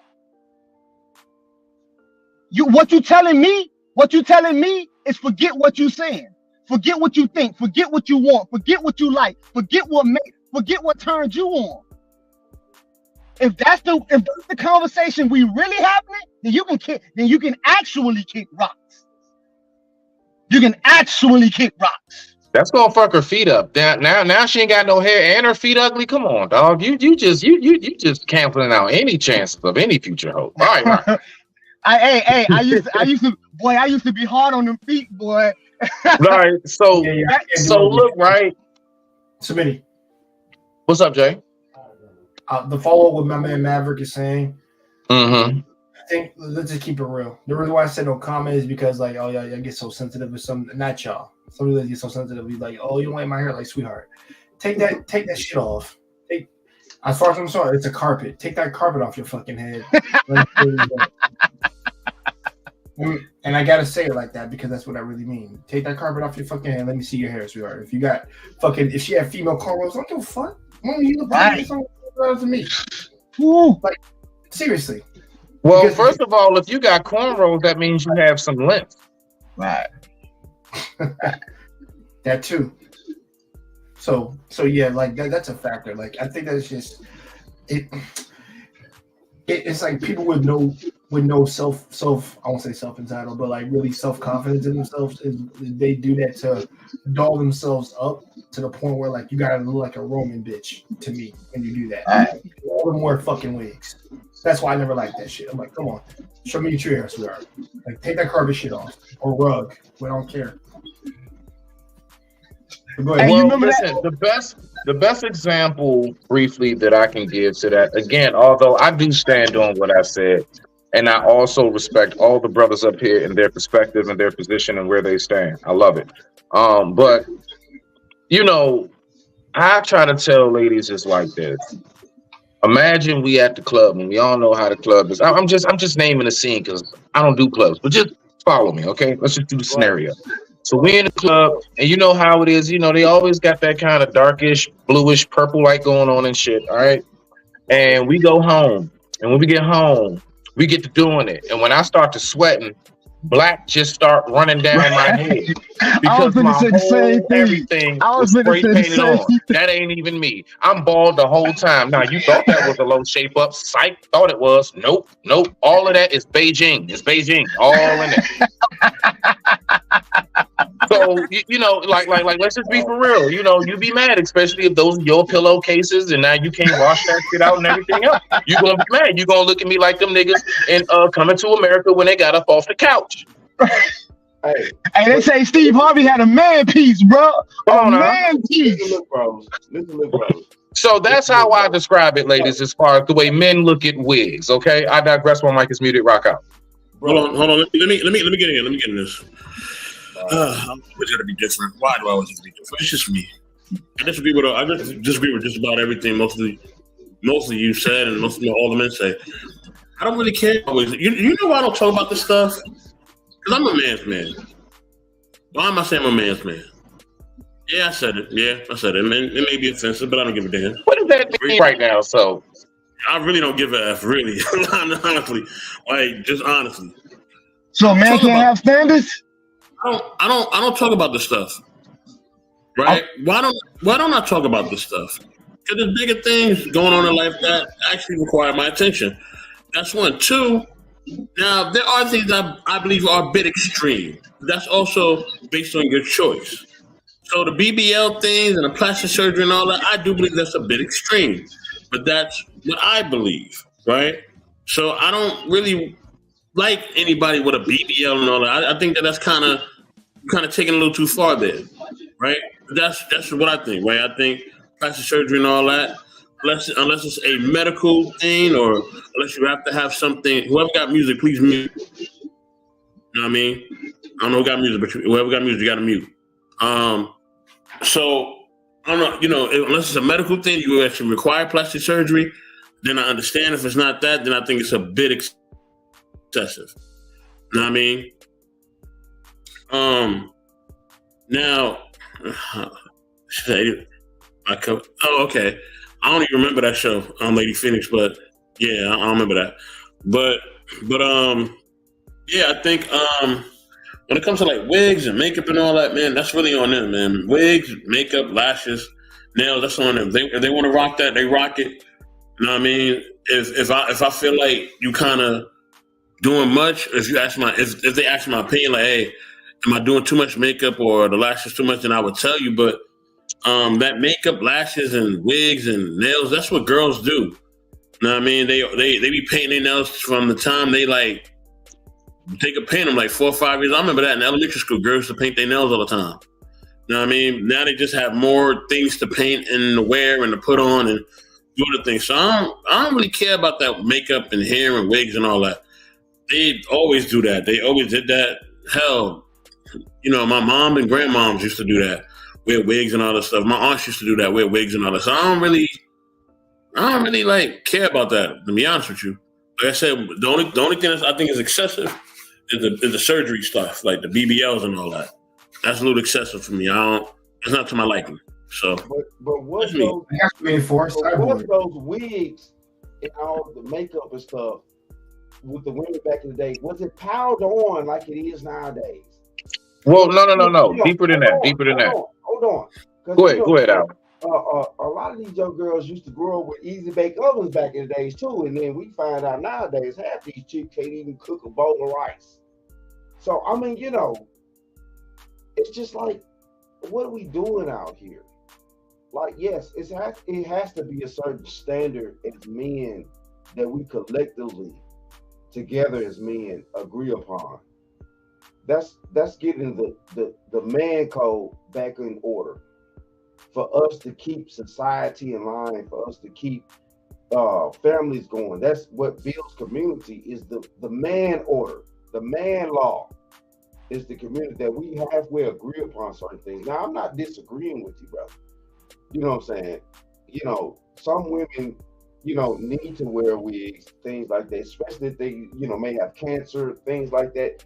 It's certain circumstances that, certain things come into play. And it's just life. And I dig that. But, if we just sitting here and we just paying attention, a lot of these women are not wearing this stuff for any type of medical condition or anything like that. They're going out the way to put these things on, and big lashes and diamonds on their eyelashes and all the types. It's just like, I'm not gonna carry no woman out in public, and she wearing diamonds on her eyelashes and, her, it's like, no. No, where does it end at that point? That's all I'm saying. Where does it end? Well, we have, and I've said this on a number of occasions. Hold on. Salute the 12th Street Talkback Podcast. I'll salute Debbie Howard. I see you in the building. Let me just say this real quick, and I'm gonna let you rock out. I mean, look, it's each generation gonna do something different. You know what I mean? It is what it is. Like, I mean, I have, family, women I know, women I don't know, women I do business with, women, that I consider friends or family or whatever. They all do whatever they do, fashion wise or cosmetically wise. Like I said, that's not, really a thing of my concern. Like I said, the only thing I find is excessive or something I don't like is the plastic surgery and the BBL and stuff like that. But some men like that. Some men like the fake, plastic surgery body or the BBLs and all that. Some men applaud that. I'm just not with that. But that's me. To the sisters who want to do that, like, if you medically understand the risk that you are taking, and you still want to get a BBL or you want to get plastic surgery, then go for it. You know what I'm saying? Just understand what you're doing once you go into that knife. Understand it may not turn out the way that you wanted to turn it out. You know what I mean? Especially if you go to the wrong person to do the procedure. You know what I mean? So there's a lot of horror stories behind that. But as far as makeup and hair and nails and wigs and all that, like, that's light to me. You know what I'm saying? That's like ice. But, teach his own. Oh, yeah, that's So, yes, sir. go ahead and get our last video started. We're getting ready to move forward. I want to say this on that. So, honestly, I think it's a key factor that we're missing. The way that a lot of men, again, you all know I love my analogies. The way a lot of us men look at the whole too much makeup and wig is possibly equivalent to how most of us look at the person who has the headspace of, I have to have on a lot of jewelry. I got to have all this flashy stuff on in order to have attention. Without all of my designer shoes and clothes, without all of my watches and designer stuff, I don't really feel like too much. See, it's not so much about always just the appearance. It's also about the headspace. And most of us know the woman that cannot just run to the grocery store and or check the mail without beating her face. We all know that has a lot to do with insecurity, sir. So it's a lot deeper than just how you look. Because that's gonna leak into a lot of other things that's going on with you all if you were to be in a relationship. Facts. A woman who is very, very confident in being herself, okay? So it's not just the natural part as far as like, I don't like that color mascara and eyeliner. No, bruh, it's like, do you like yourself? Because we know depression is a very, very huge thing throughout America, period, or should I say the world. Okay, so that's something that I look at. So I still stand on that as far as, and definitely respect to you and your position, brother. But yeah, the overdoing it and me seeing that you have to be like that in order to feel good about yourself. If you don't have your makeup and wig on, I can't put the camera in your face. You doing a bunch of this running. We know how women do on that camera when they don't feel like they done. They hide like shit from a camera. Okay, what is that? Let them come out that salon. They are sitting in the chair, all kinds of and everything because they feeling themselves. And so are you able to feel yourself in a natural state as well as when you like to play dress up? If you're able to do that, we can rock out. Now, if I notice that you can't do that, then I'm starting to see some things. But y'all can tap in real quick. I'm gonna give it about 3 minutes, and then we're gonna move on to the next topic for the night. I digress. My mic is muted. Floor's open. Let me jump in. Matter of fact, no. Can we get the ladies in here?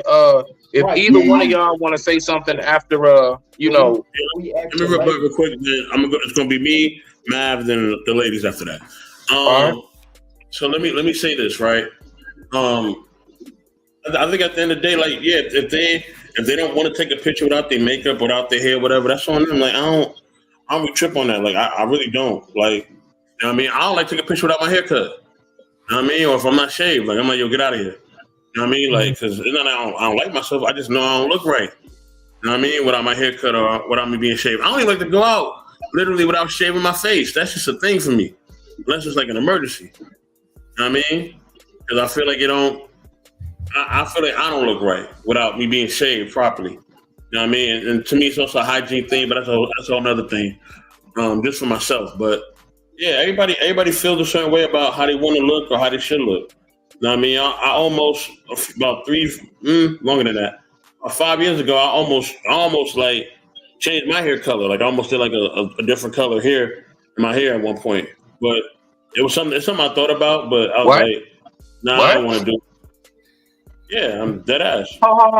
What colors were you looking at? So Just curious. I was Oh, either going Lord. to do Was it Cisco Snow? Was it? Bro, I don't know. Chris, What were you hey, looking at? Chris Brown made this a thing, bro. Chris Brown making this a thing, bro. That shit weird to me.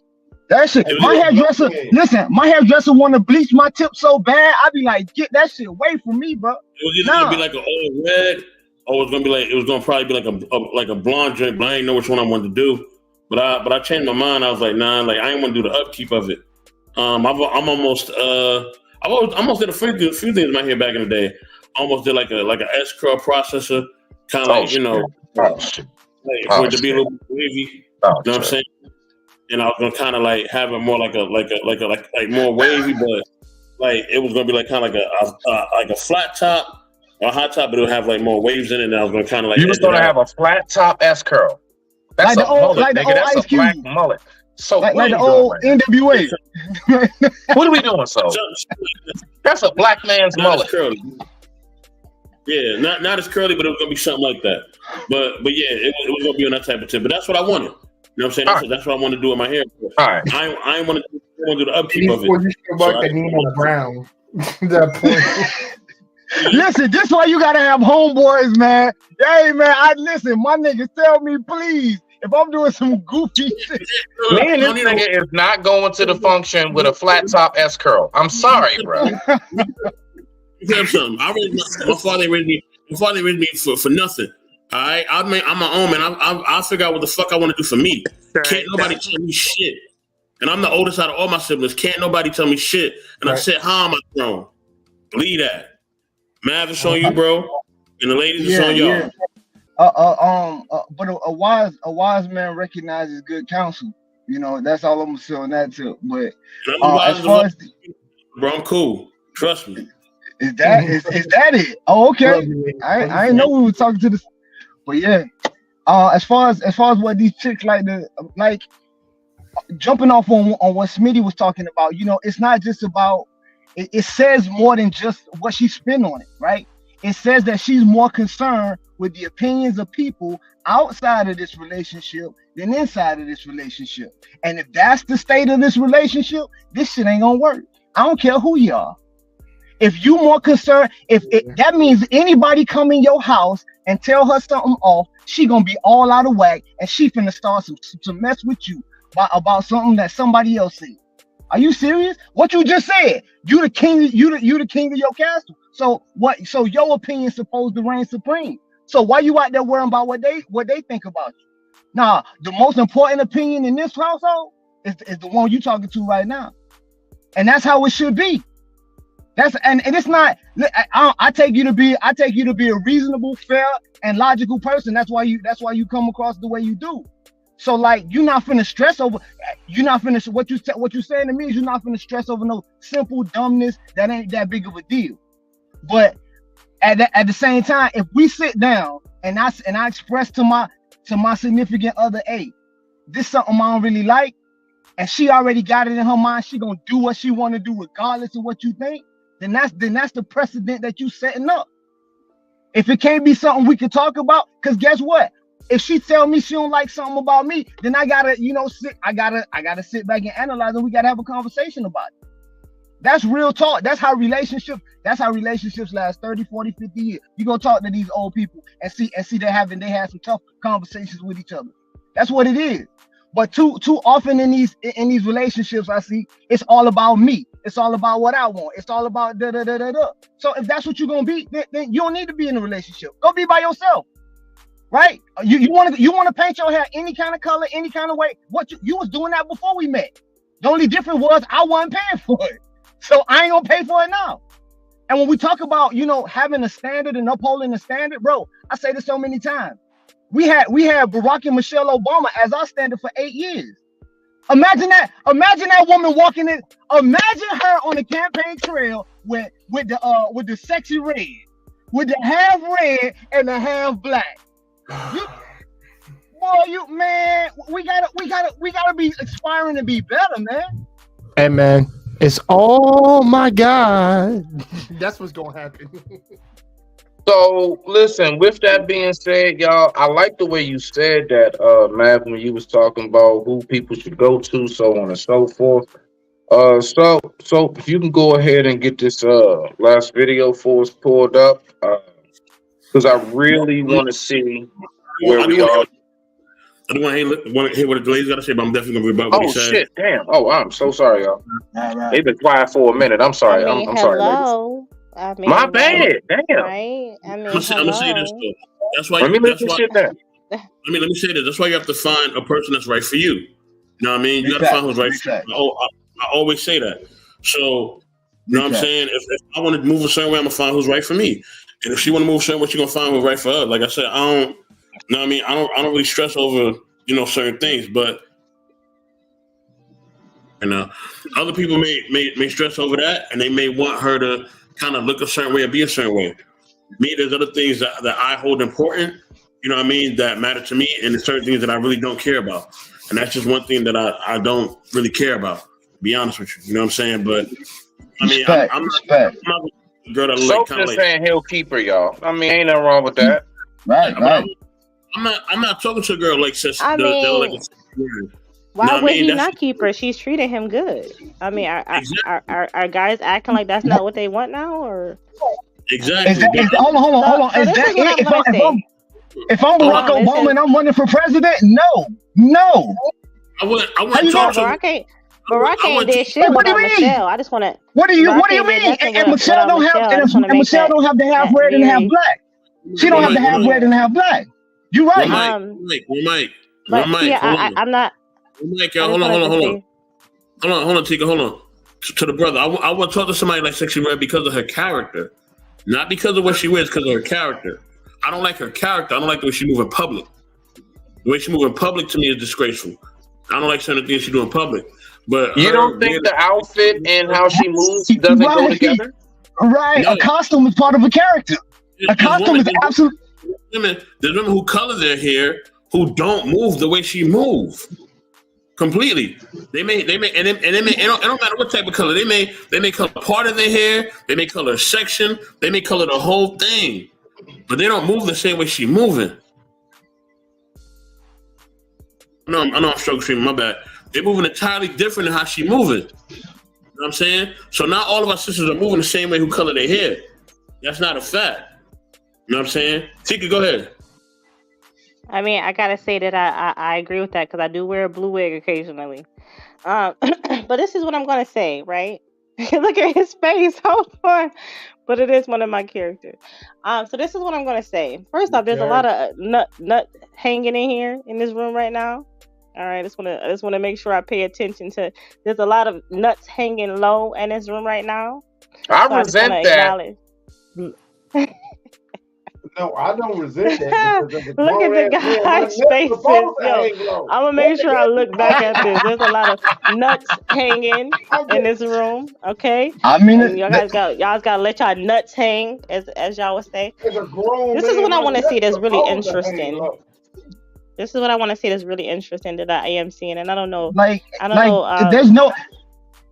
It seems like there's no rebuttal to anything that the sisters do. It's no rebuttal that a black man can have. It seems like there's no a black man ain't supposed to have no opinion about the way in which the black community is run.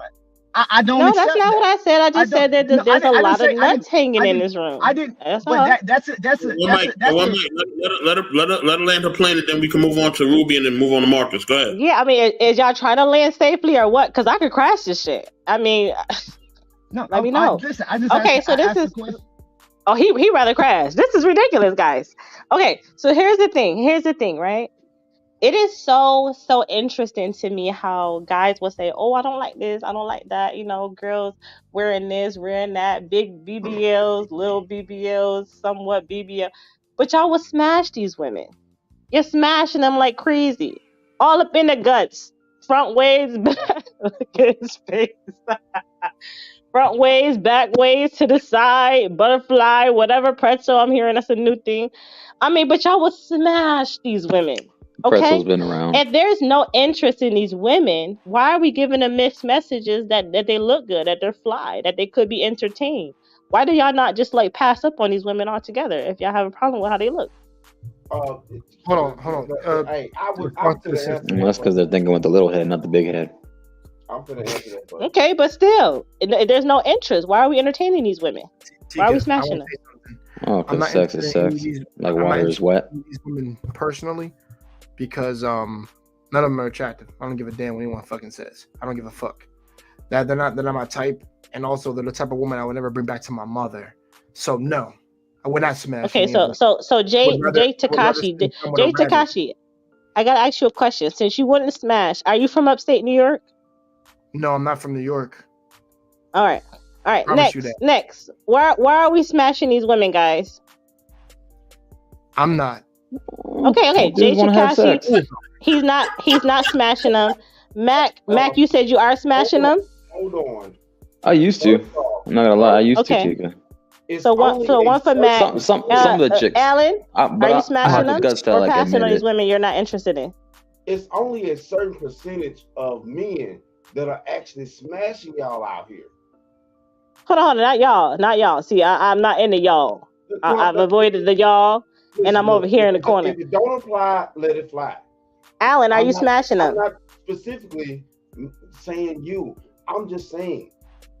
I said, Alan, are you smashing these women that we're talking about that we don't like the wigs and BBLs and stuff? I'm asking you. At the end of the day, yeah, they have gotten smashed before. Okay, part of the problem.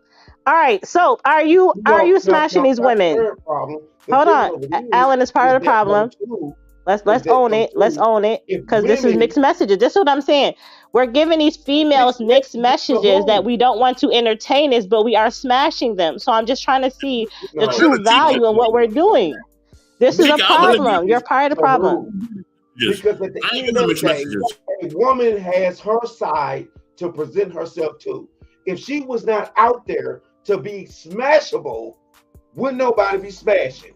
No, that's not true. If the guys stood their ground and didn't smash these particular women that they're saying that they're not interested in, they wouldn't get smashed.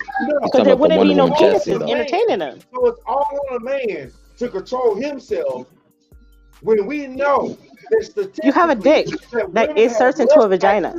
Amongst themselves. This is the feminist propaganda. Science right there. It's always gonna be your fault, bro. This is feminist propaganda. It's always gonna be your fault. This doesn't have anything to do with feminism. You fighting the losers. Guys entertaining what they say they don't like. Feminists can't take responsibility. Hey, who would have known, right? Humans love sex. Right. I like sex, but I'm not smashing guys I'm not into. Spike Lee even made a movie called Shot But you know, Tika, men and women move differently. But the women All stop right, having sex with no all of the men, and the men would not have sex. Hold on, let's see. As a matter of fact, only 1/3 of men right now are having sex right now. Are you Only 1/3 smashing of men are women having that you sex right shouldn't be entertaining? Only 1/3 of guys are having sex right now. Guys under 30, only 1/3 of them are Tika, you having mean sex. currently or past? Hold on, 10, 9. All right. Tika, go ahead and finish. Smitty, are you smashing women that you shouldn't be entertaining? Smitty? Like Smitty stepped Currently or past tense? Currently? No. I just got back home. What I It's an irrelevant question. It's an irrelevant question. No, it's not. Smitty, yes, it is. Yes, it is. You can say no, it's not. I can say yes, it is. Hold on. What did you ask me? Are you smashing women that you should not be entertaining? Smashing women. I'm in a relationship, ma'am. Boom. If you weren't in a relationship, I don't think this discussion would be appropriate. So. Shit. God damn it. You good? You do that. My bad. So he does entertain women he shouldn't be smashing, because that's that. If it wasn't a no, it's a yes. So let's see. 1, 2. I said I'm in a relationship. 3 guys are part of the problem up here. That's terrible. I'm done. Okay, Ruby Doll, it's on you, Ruby. Go ahead. That was some bullshit. That was some bullshit. I just thought I'd say that out loud. Oh, what's up, everybody? Hey, you know what? I don't know shit, and I just want to I do want to share something. This isn't just for the Black woman. It's all women. So I had a debate with my mother because she didn't want to leave. She didn't want to go to church with me because she hadn't dyed her hair. and it pissed me off, and I was just like, what the fuck are you talking about? And to me it was more like a value-based thing. I wasn't judging her, like I get it, but I was like, why is this holding us back? And I don't think anyone's ever mentioning anybody trying to style it up, because I love styling too. I love a good, switching it up, but it's like, it's more of the value base that I think we're trying to talk about. And it's not a war versus man and woman. It's because it's more like a self-value thing. And I think that's why I'm really big on loving yourself like as you are. And I think it's easier said than done, but that doesn't come with a lot of like pain and acceptance and realism. And how about like not judging other people? You know what I'm saying? So I just wanted to say that. And I don't ever want to attack a certain group of women, because it's all of us. I'm Samoan as hell. It's the same shit. And I think it's all like society does a number on all of us. And it does a number on making us feel this way or that way. But I think as we like come back to self and come back to reality, all these other things should be like obsolete. It's just like, and so I just wanted to share that piece. That's it. To take you some more, like I want to add my 2 cents on this. I want to say this real quick, ladies. All right, hold on. Then we got to get to Marco. Hold on, Marcus, and then you after that. Hey, Marco. What's up, Polo? Well, shout out to everybody. It's a good convo. Yeah, I just think when it comes to this kind of topic, and just to answer Tika's question, I think it comes down to just like generation of stuff in an era. We just live in the era of hookup culture right now. And I think people just mix in the gratification, self-gratification of it. So I think that's what leads to a lot of that hookup culture stuff. And people just not caring anymore about their standards. And if you want to be single and shoot up the club, just understand what comes with it. And also too, if you want to open your legs, understand the level of criticism or your own perception of people, what they're going to look at you as. So this is just the way you carry yourself as a character. So I mean, Mr. Best said it too. It's your character, how you carry yourself. It speaks volumes. So attitude reflects leadership. Your vibe attracts your tribe. So that kind of stuff. How old are you? No, if you don't mind me asking you, but how old are you? 29. Okay.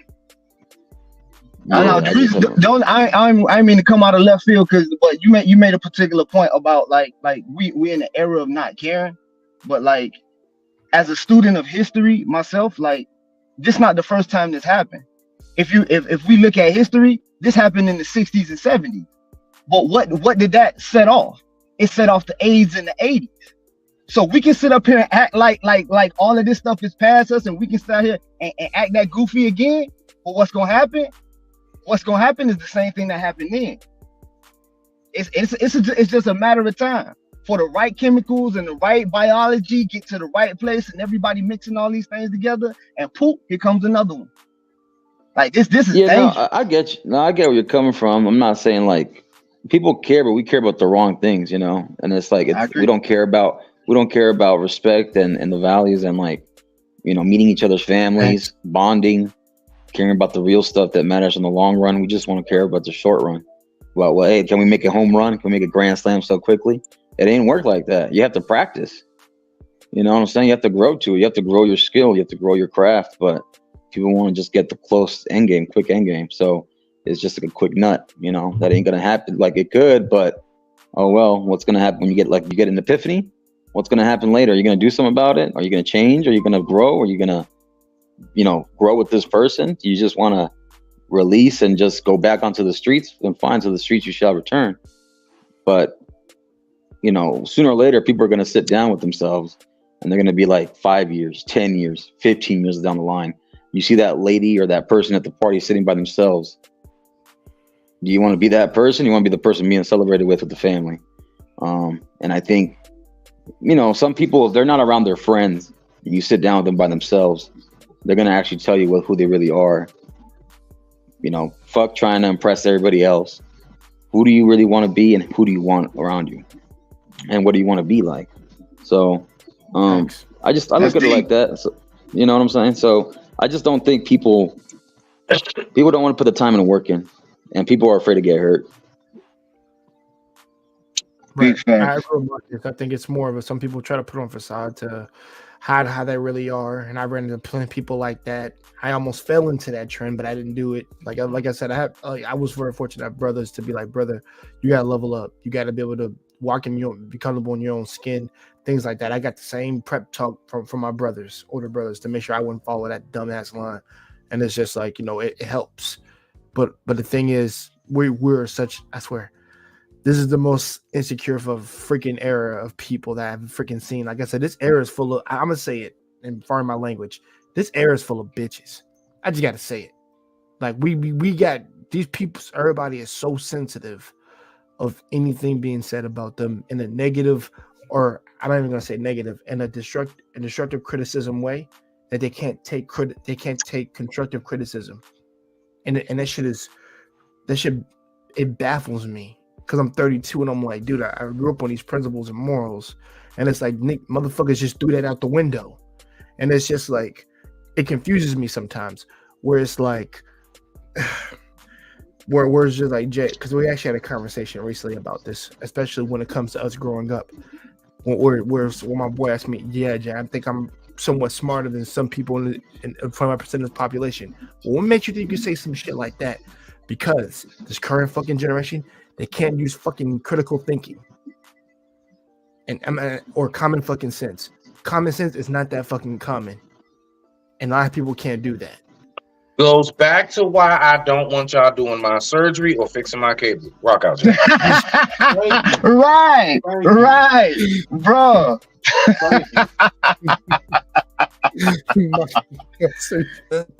It's funny.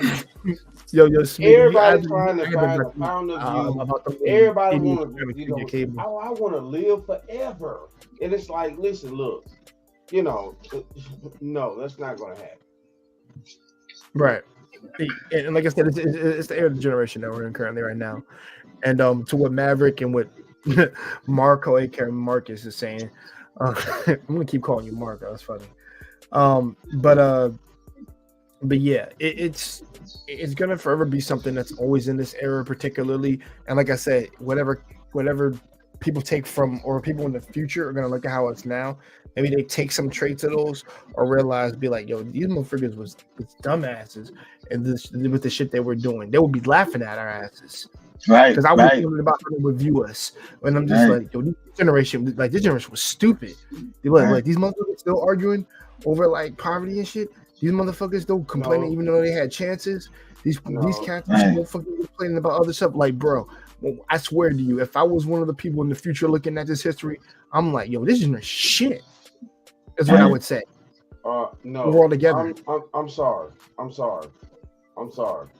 I have to disagree with that because, to be honest with you, if things are the way that they are now, we're having the problems that we're having now.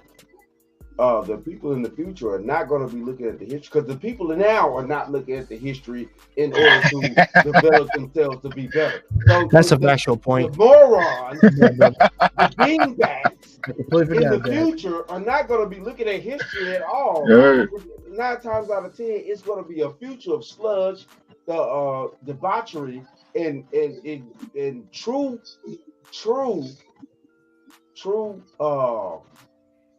What's the word I'm looking for? It's going to be true. Providence? No, true dominance in the future.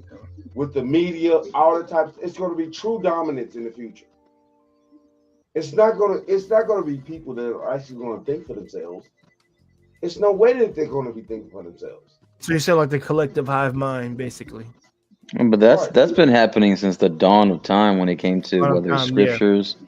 Whether it's media, whether it's whatever you're putting on your TV, your phone, whether it's TikTok, I call it TikTok, even though it's TikTok, but it's also, you have the OnlyFans, you have certain things on Instagram, you have other outlets where the debauchery is pedestalized. It's just the way that it is now. I don't agree with it. I think it's wrong, and I'm just as disappointed in those simps, but hey, keep those guys over there getting the hell away from me. Though I like how Joe Rogan said it. Those I can't catch a break guys, those guys that are like lazy, but they want to be ambitious, but they're just lazy. Get those guys the hell away from me. I don't want to be around them. Yeah. I don't want to be around them. Don't, because I've been around and I've seen what's happened. They want to be ambitious, but they want to be lazy. You know? No, I don't want to be around that, and I'm not going to be around the other stuff too. So it's just the way that it is for me. So I wish no ill harm, but I'm also not going to, pedestalize and say, yes, we should allow that in a group or something. No, either. I'm not going to do that either. That's just being real. And I got to stand like Tika said, like let your nuts hang. And I agree that with a respectful way as much as possible. It's true. It's like women, like, cross your legs, have your femininity, because that's a power. And men, let your nuts hang, but also be respectful and be dominant and be masculine. Have some integrity. And that's it. So when he say women cross their legs, oh, that's gonna be hard. But Brother Smith, say that again? Brother Smith. Last thoughts. We're gonna wrap it up, then we're gonna go ahead and get on to this next topic because we're gonna have plenty to say on that for the evening. Exactly. Yeah. Let's keep it moving. Yeah, my bad, Smith. Let's go. Let's go. Okay. All right. Well, go ahead and pull that up. So Nice. I'm gonna ask a quick question real quick before we get to this video. All I want to know is we're gonna go around the board. Y'all see the order. What would you say are 3 things that would keep a marriage together? And then the last thing, do you see marriage being around 100 years from now? You got the floor, Jay. Shit, it gotta be me. All right. All right, let me say this. First of all, let me answer the question first. I think marriage will be around now. It's gonna be to a ridiculous low ass number to probably when it's minuscule because of how it's promoted nowadays because of the laws. I don't see that shit increasing at all. Actually, and me personally, I needed to go so low. The fact that motherfuckers start changing shit. That's where it's gonna have to go until you fix this shit. You fix this current generation, or you do a total recall and wipe motherfuckers' minds off. Like literally wipe this trauma bullshit off of all the women and all the fucking dudes. I don't give a fuck. That's how you fix that shit right there. I don't give a damn if it's wrong. Motherfuckers gotta be tempted by their own stupidity. This is one of the things that you need to take lessons from China and wipe that fucking shit off the map. Now, what keeps a marriage? Now, what keeps a relationship? I guess, like you said, a marriage or a relationship? Which is it? Marriage. Marriage. Okay, what keeps marriage together is simpleness. This right here. Complete unselfishness from the woman and from the man. Simple enough. The man knows what he has to do.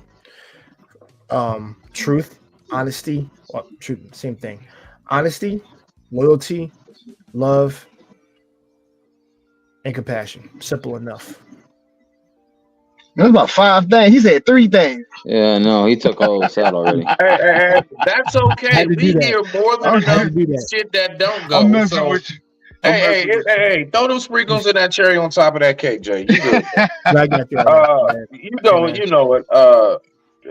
What you call Alan? It's on you, man. We going around the board. Rock out. Man, stop it. Stop it right now. Child. What happened? Man, what just happened? Hey, what happened is that no. It's not going to man, the way that we're going, regardless of what race and things like that, especially in these free world countries and stuff like that, it's not going to happen like that. Marriage is going to be over in 50 years. It's already over now. But you want to talk about in the future when our generation is going to be the elders and really need to be taken care of and stuff like that. These children are going to be out here loose. They're already loose now. So, you know what I'm saying? It's like, and that's what scares me. And that goes back to what we talked about earlier about, the elderly being taken care of. It's it's a part of society that is forgetting that humans grow old, and we're forgetting our elders and things like that. Yeah, elders are going to be pushed out of society like a mug on a big level if we don't get this thing together. But I don't think we're going to get it together. I really don't. I have no hope in it. That's why, men need to build up, have enough resources to protect themselves in their elder years and things like that, to where they could pay for the things that they need to pay for to, keep them, healthy and things like that, because marriages and all that, it's already falling apart. Right now, it's already has fallen apart. Who's getting married nowadays? The statistics, the numbers. Who's getting married? People still think about marriage. So I mean, it's no, it ain't gonna work. Men, get your money up, protect yourself, be able to buy a ling ling, Yeah, this dude or is cute. crazy. Did he say ling ling? Cute. He I did. said a ling ling. Yeah, I sure did. Be able to afford Someone's been a watching cute too much ling Rush ling, Hour. or a hot ass Latin Colombian. chick that's gonna come over, flip your bedpan over, things like that. Be able to afford that shit in the future, so you can let them take care of yourself. Period.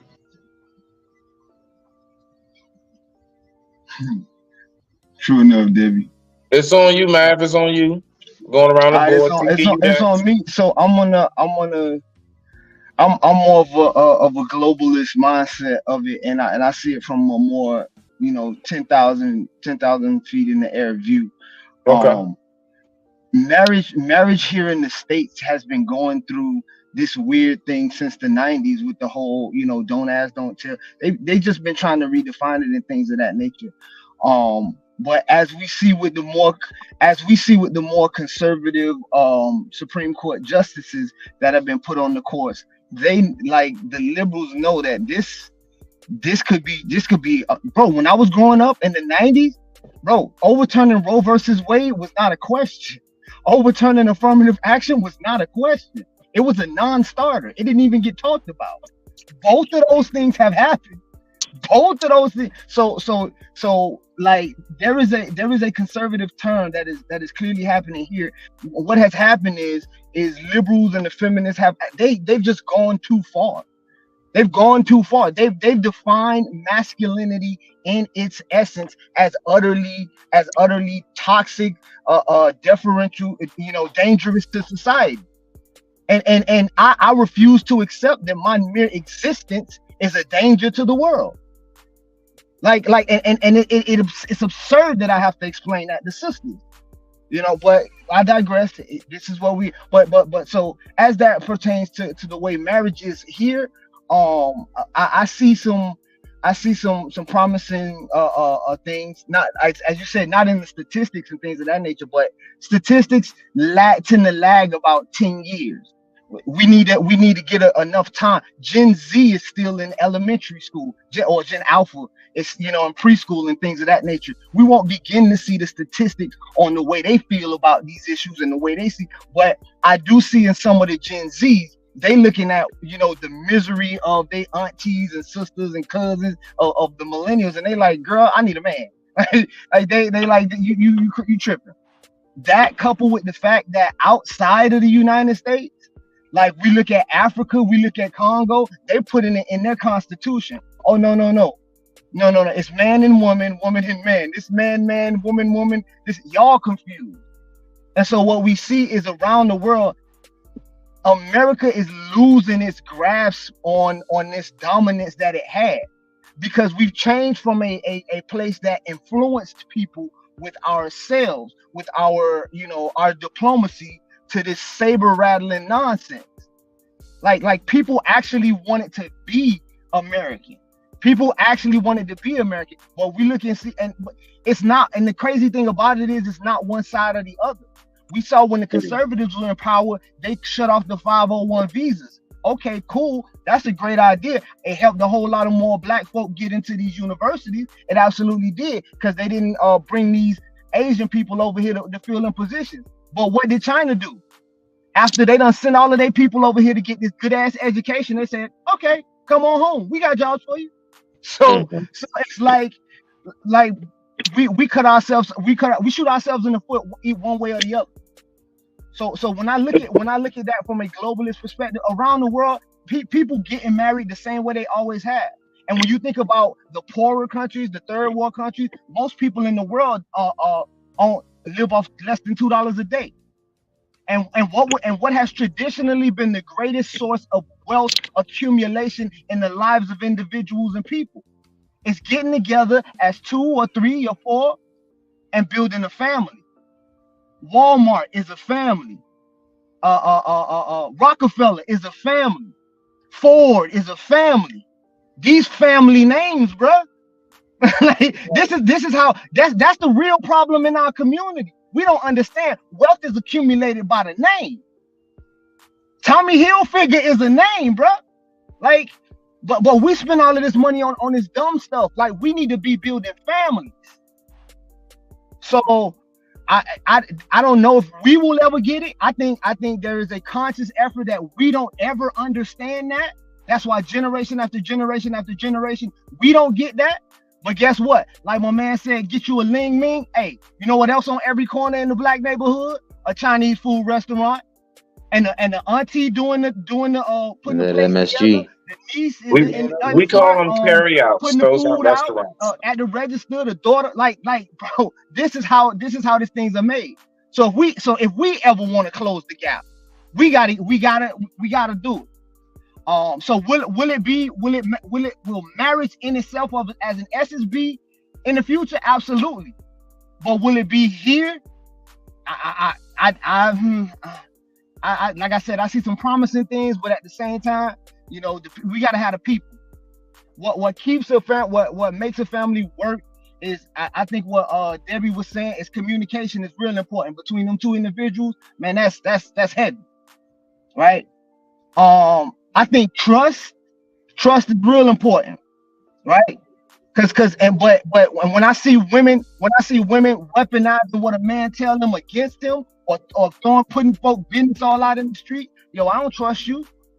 I don't trust you no farther than I can see you. I can't trust you with my dreams and my ideas. And the last thing I think that makes marriages last, you know, the number one cause of divorce is it's financial reasons. Financial reasons on for whatever reason. It's usually the most common one is like a kid gets sick and somebody has to you know, be there full time and take care of that kid, and then the money get funny because now we don't have two incomes and stuff like that.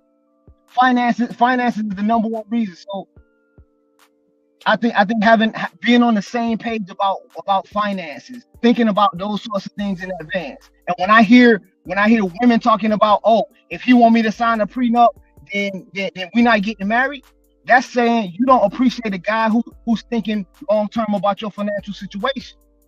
You want a guy who's reckless with money. Why? Because you reckless with money. And so both of y'all gonna be on Skid Row. But I digress. My mic is muted. Respect. Sister Tika, you got the floor. So I would say, as a hopeless romantic, true love, compromise, and strong will.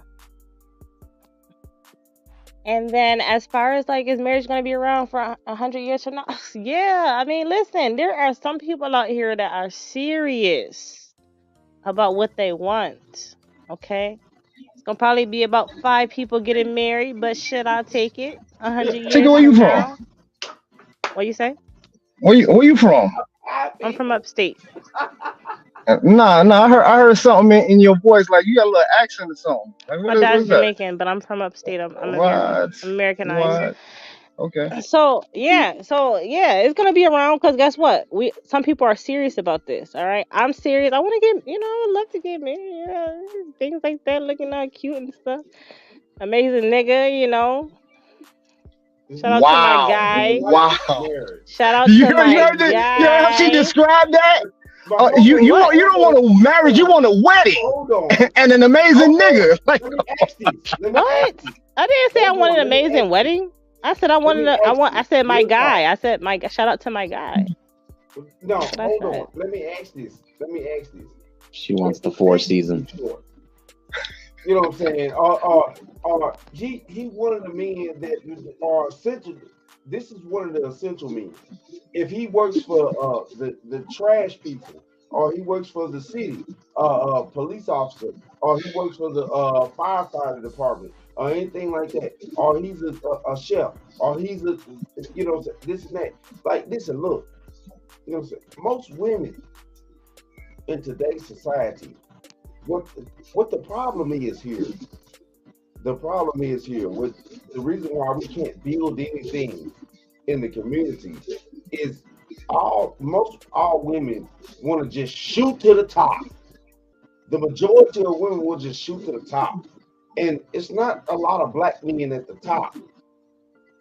We're still building in this country, but the thing of it is, though, is that are you willing to do that? You know what I'm saying? Are most black women willing to do that? No. We see this on a daily basis. Where they're, worried about Birkenback. They're worried about the fictitious things that don't matter in society, that don't really matter in the long run of building a family and a community. And that's what causes the problem. Now, I'm not saying you, sister, that that you're maybe hung up on these tropes or anything like that. That's not what I'm saying. But for the mass amount of men, that's the problem. We're worried about, what I'm saying? It's like, what are you talking about? Our average woman in the black community, our average woman, regardless of how much makeup she put on or whatever, she's still just a basic fucking woman. She's not Brooke Shields. She's not Halle Berry. She's not He name dropped Brooke Shields. I'm like, yo, Blue Lagoon. I mean, I'm just being honest. Nah, we good, brother Allen. Let's go ahead. Marco, go ahead, give your take, and then we're gonna go ahead and get to this video. Let's rock out.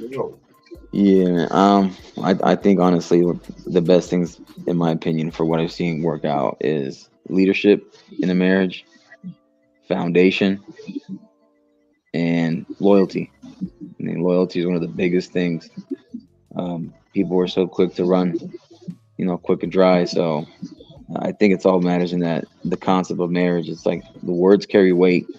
Make sure they mean something. Bring that back again too. Don't just throw words out like it's a crutch when you're taking these vows and stuff. Take it serious and work together as a team. If you want the man to be up top and be the leader, the woman wants that kind of guy. He's the head coach. He's the captain of the team. He's the quarterback, and the woman is the receiver, and she's a team player. And the kids will just have to understand. They have to abide by the rules. Respect the father and the mother, the husband and the wife. That's it.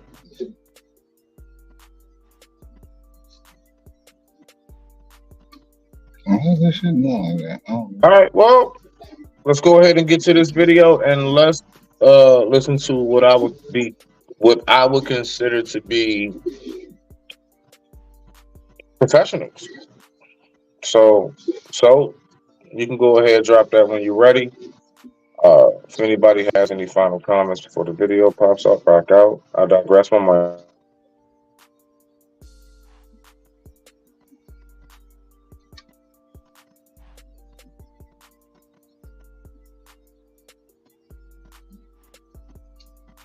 Miss Woody, how y'all doing? Fine.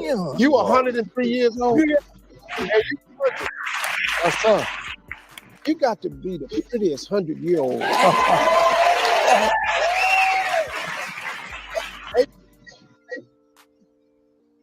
Been married 82 years. So now, Miss Willie, you said that the secret to a happy marriage is being nice to each other. Yeah. Any other advice you have? Just sit down and talk things over. Talk things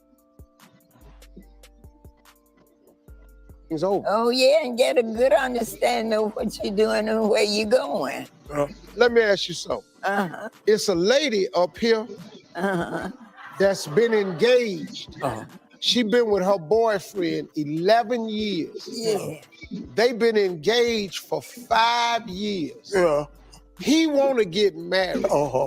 She don't want to get married because she think they ain't got enough money to have the big wedding she wants. Big wedding. Yeah, big wedding, Mr. DW. Well, now, why you want to bring us into that?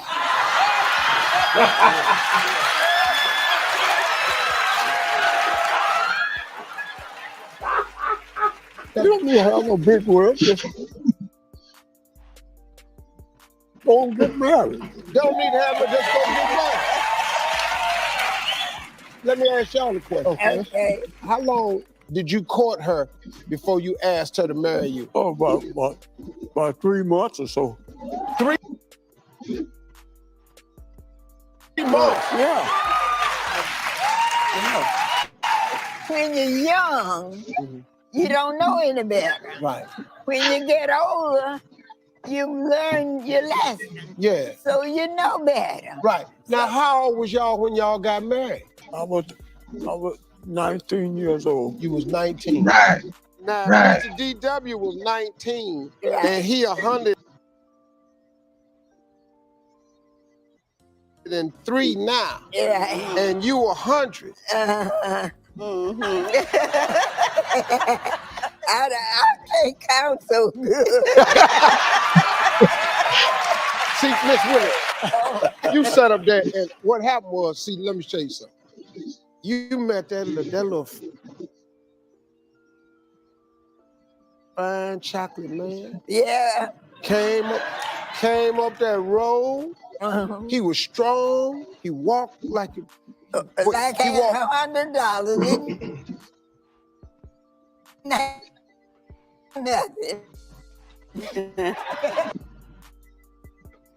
Like he had $100. I ain't had nothing. Alice, let me ask you this. What have you learned from your parents' relationship over the years? They are very, very good parents. Yeah. Yes. True love. True love. Yes. Yes, ma'am. BJ, you got something you want to say to your grandparents today? Yes. I love you. I'm proud to have you as my grandparents. We do everything we can for you because we're so happy to have you with us. So we love you. Hey, now, Mr. DW. Yeah. Now, you my man now. Cause see, I'm looking at you. And I want to be 104. Yeah. Now you bald headed, I'm bald headed. Yeah. Yeah. I lose a little weight. Yeah. I'm gonna look just like that. Yeah. And now I just want you to know, because I done met you today. Yeah. I'm gonna take a picture with you. I'm gonna put you on my mirror. Okay. Because I'm gonna be just like you. All right.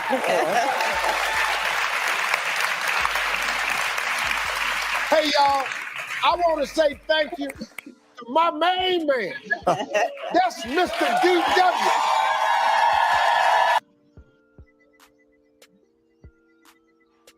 I want to say to his beautiful queen, Miss Willie. DW is 103.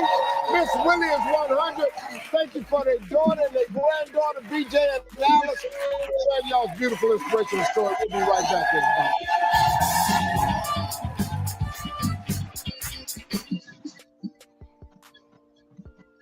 Okay.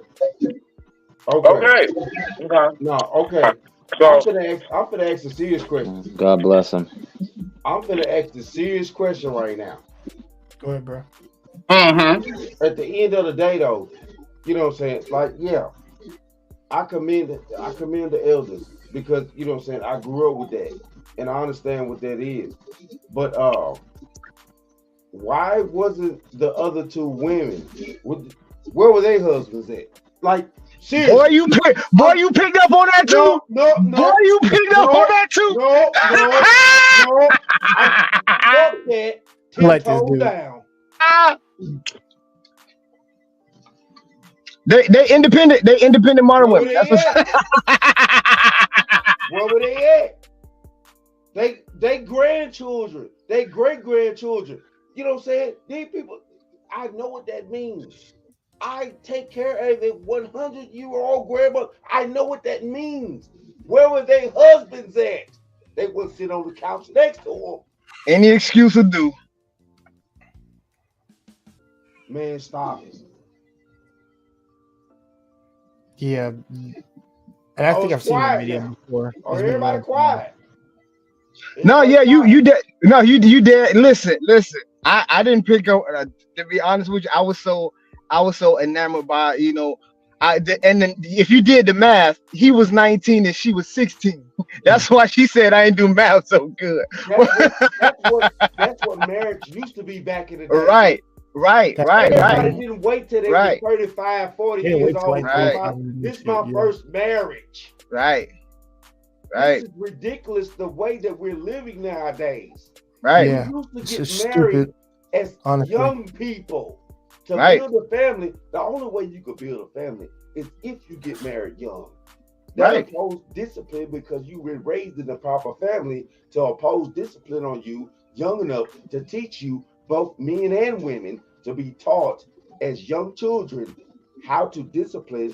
And you have to grow up, and men, you need to grow up as a young boy into a man to be able to take care of family. Young lady, you need to be a certain type of way to be able to maintain a household. So now, hey.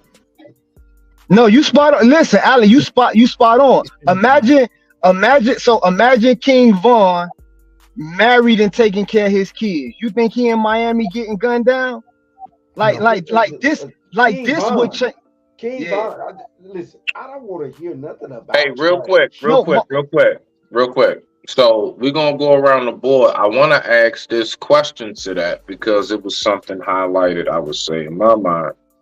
So we heard and salute to our elders. Absolutely salute to that. We heard how they went about it. But then I want us to also pay attention. Steve then pointed the camera over to the couple over in the audience. What I want to know from everybody here, all right, is are they going about it the right way? Are they going about it in a timely fashion? Would you say they're just taking their time, or would you say being shacked up for 10 to 11 years? I think they said, that right there is something that I don't see what's going on. So what's your take on that part? I'm going to this first. Yeah. Go ahead. All right. Go ahead, Soap. Then we're going to go down the line. Go ahead, Soap. I'm probably going to roll out after this because I got stuff to do. Got to finish laundry and other stuff. But let me say this. We look at everybody on that show, right? And I'm going to break down everybody, right? And I'm going to give some personal stuff too. Look at Steve Harvey, the person who's hosting the show, right? He's been married 3 times. So this nigga can't say nothing about nothing. I ain't trying to hear nothing. I'm trying to act like you're traditional and all that. Fuck all that phony bullshit because you're not traditional, nigga. Get up out of here. You know what I mean? The older he left couple, his wife with cancer, bro. Exactly. They live the people, who are 103 and 100, God bless them. I mean, salute to them. You know what I'm saying? But they even gave you some code words. Even the wife said, like, yo, I was young, I didn't know everything. Like, the older I got, the more understood relationships, communication is key. Like, they gave y'all some nuggets. Like, you know what I mean? So basically they was telling you that it ain't perfect, but they had to communicate. If you listen to really listen, right? You know what I mean? They're giving you the game. You know what I mean? On how to keep things going. You know what I mean? And if Did you capture what you said earlier too? Say it again. Did you hear what she said when they asked her? Like, we sat down, we saw the direction, we wanted to see where the plan was going. Is basically what she was saying. It goes back to what I said earlier too. Foundation. Yeah, the communication was able for they were able to set a foundation through the communication, right? So that was them. That was their time. They did what they did, right?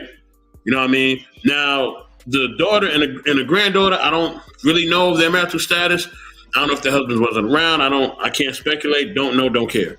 Now, so now I'm gonna get my personal expertise on this because of just things I've seen growing up and things that I've known because of family members. I have two grandfathers, right? Most of us do, right? First grandfather was married for over 50 years. You know what I'm saying? Great man, love him, show me a lot of things. But he had a bad habit. I'm not gonna get into that bad habit, but he had a very bad habit that basically cost him his life, right? I'll say that. Other grandfather, right? Great man as well.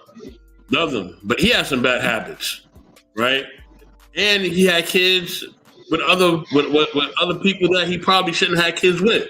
I just put that out there, right? Why am I sharing this? Why is Best in the World saying this? Why is he saying this? What is making him say this? Okay, and I'm gonna say this with as much passion as I can because I'm very dead serious on this. Very serious on this. Do what works for you. I'm so serious about that. Do what works for you. Why is society becoming the way that it is? Because it's supposed to. Nothing that's happening is not supposed to happen. All these things are supposed to happen.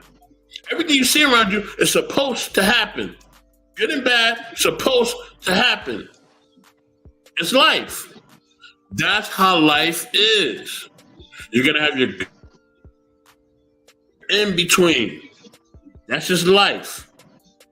And relationships, this is why I don't tell people how to do relationships. I don't tell you who to be with. I don't tell you how many to be with or what you should do or how many bodies and all that. You got to find what works for you. You know what I mean? Because you may not even be where I'm from. You may not have walked the path that I walk. You may not even have been around the people I've been in. You may not have even been through the things I've been through. So I can't even tell you how to move because you haven't even moved like me. You may not have lived in 3 different areas the way I have. You may not have lived in the East Coast or West Coast and the South like I have. You may not have even gone through none of that stuff. So me telling you how to live based on me, it'll be me speaking another language to you because you won't understand what the hell I'm talking about. So that's why I tell people do what works for them. Our experiences, our relationships is based on our experiences. Because I have been through certain things and I've walked a certain road and I've been with and actually lacked certain things as well in life, I view things a certain way. But that is for me. If you come up from a traditional household, you may like that more. And of course, I've had traditional things that I've seen. Like I said, I've had two grandfathers and both of them was married to their wives for, one was married to his wife for over 50 years. One was married probably around the same amount of time, right? So, with that being said, you know what I mean? Because I have seen traditional things, a lot of traditional things I still like. I actually like, right? There are things that my grandparents did that I actually really, really like, that I enjoy, that I feel can work, right? But then I seen other things that they did, and I'm like, I don't want no parts of that at all. You know what I mean? I don't want to go through that, period. You know what I mean? There's things my parents have gone through. I don't want to go through, period. But that is that's what it all boils down to. You have to do what works for you. You know what I'm saying? I respect what they have now. Like I said, with a couple that's engaged, I respect what they have too. Maybe there's something there, or maybe they're happy with the situation. Maybe they're trying to figure it out. I don't know. You know what I'm saying? I don't know. I don't live in a house. I don't know. You know what I mean? But for me, you know what I mean? That's why I tell people, find what you like to do that works for you and stick with it. And be willing to live with the results. I'm not mad at nobody who live with the results of their life. If you want to choose whoever want to choose as a mate, you want to live with it, whatever's going on with that mate that you want to put up with, and you want to have that person in your household, that's what you want to do. And that's it, man. I'm done. Thank you muted, for that. Smoke. Though. Nah. Yeah. I got it. Yeah, nah, real shit though. So thank you for that, bro. Because yeah, in large ways, the main reason why I'm on the same page with you, dog, is because I've spoken about this before. You're gonna drive yourself crazy trying to get everybody to see things how you do, operate the way you do, and think the way you do. You're gonna drive yourself nuts. And as my father always told me growing up, when it comes to circumstances like that in life, don't try to carpet the world, just simply wear shoes. It's a lot easier. It's a lot easier to just put some shoes on instead of trying to lay down fresh carpet everywhere you go because you don't want to walk around and step on things barefoot. So I definitely get where you're coming from with that. So that does definitely, from just personal experience and everything else, that holds a lot of validity. So with that being said, I digress. My mic is muted. We're gonna go around the board. Let's go ahead, Jay. What you got for that? I mean, shit. So much shit was said. I don't even know what to start with first. The only thing I can say. The only thing I can say first of all, I have an example. My grandparents, how they were married, and my mother and father. And my father married twice because his previous wife had passed away, and that's hard for him to even do that. So he didn't cheat, he didn't do none of that nonsense, but he ended up and also realized he wanted to be together with my mother, things of that nature. And he even told me the first time, it was a little bit hard, but the one thing he always did tell me was, get it right the first time. There's nothing wrong with my first wife. It was just like, and we butt heads a little bit, but at the same time, we settled down, found a compromise, got that done. She knew to follow me. She knew, I was putting in work, things like that. And then, all of a sudden, the illness took her. So it is what it is when it comes to some things. So it's just like, your grandparents should be I will say this. I think your grandparents are the nexus, the conduit. And that's what's up. And your parents are the template. Think of it like that. Grandparents and then your parents. I got it, Brody. Go ahead. Yeah, that's what you have to go off. Okay. And yes, you two, and then the woman, whoever to the men, I can only speak to the men's side. To the men, who you pick, you have to make sure she fits the criteria of what you're trying to go to. Like, this relationship is based, it should be founded on something. It shouldn't be founded on nothing. Because if it's not founded on anything, it's not going to last very well. But one problem I do notice with this generation, it's always a me complex, and that's why their relationship tends to fail. And I can't stand that me bullshit, because that's a fucking cancer. Every time I fucking hear it, it's annoying. Because guess what? You know what my grandmother and my aunt say to me to this day about women who say shit like that? Shit, they would have slapped them in their goddamn face. You don't deserve shit unless you work for it.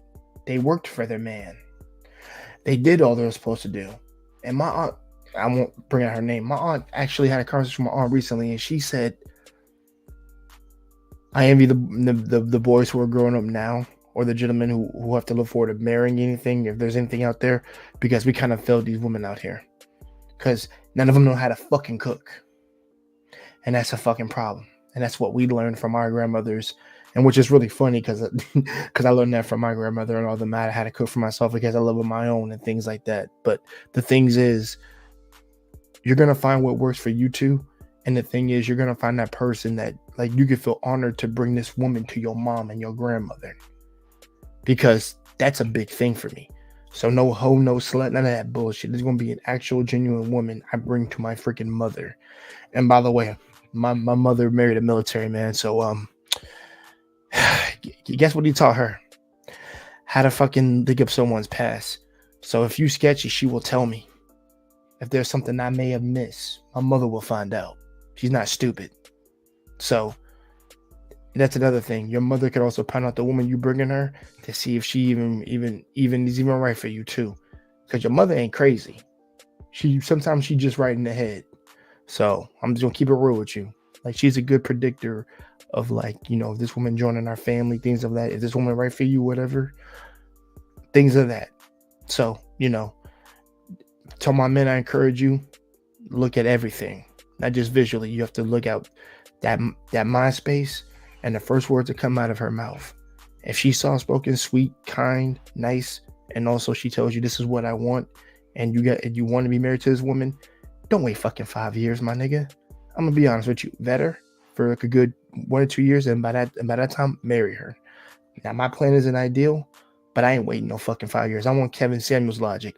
We ain't about to wait no fucking 5 years. That's fucking crazy. That's crazy, bro. You just bullshit and wasting time.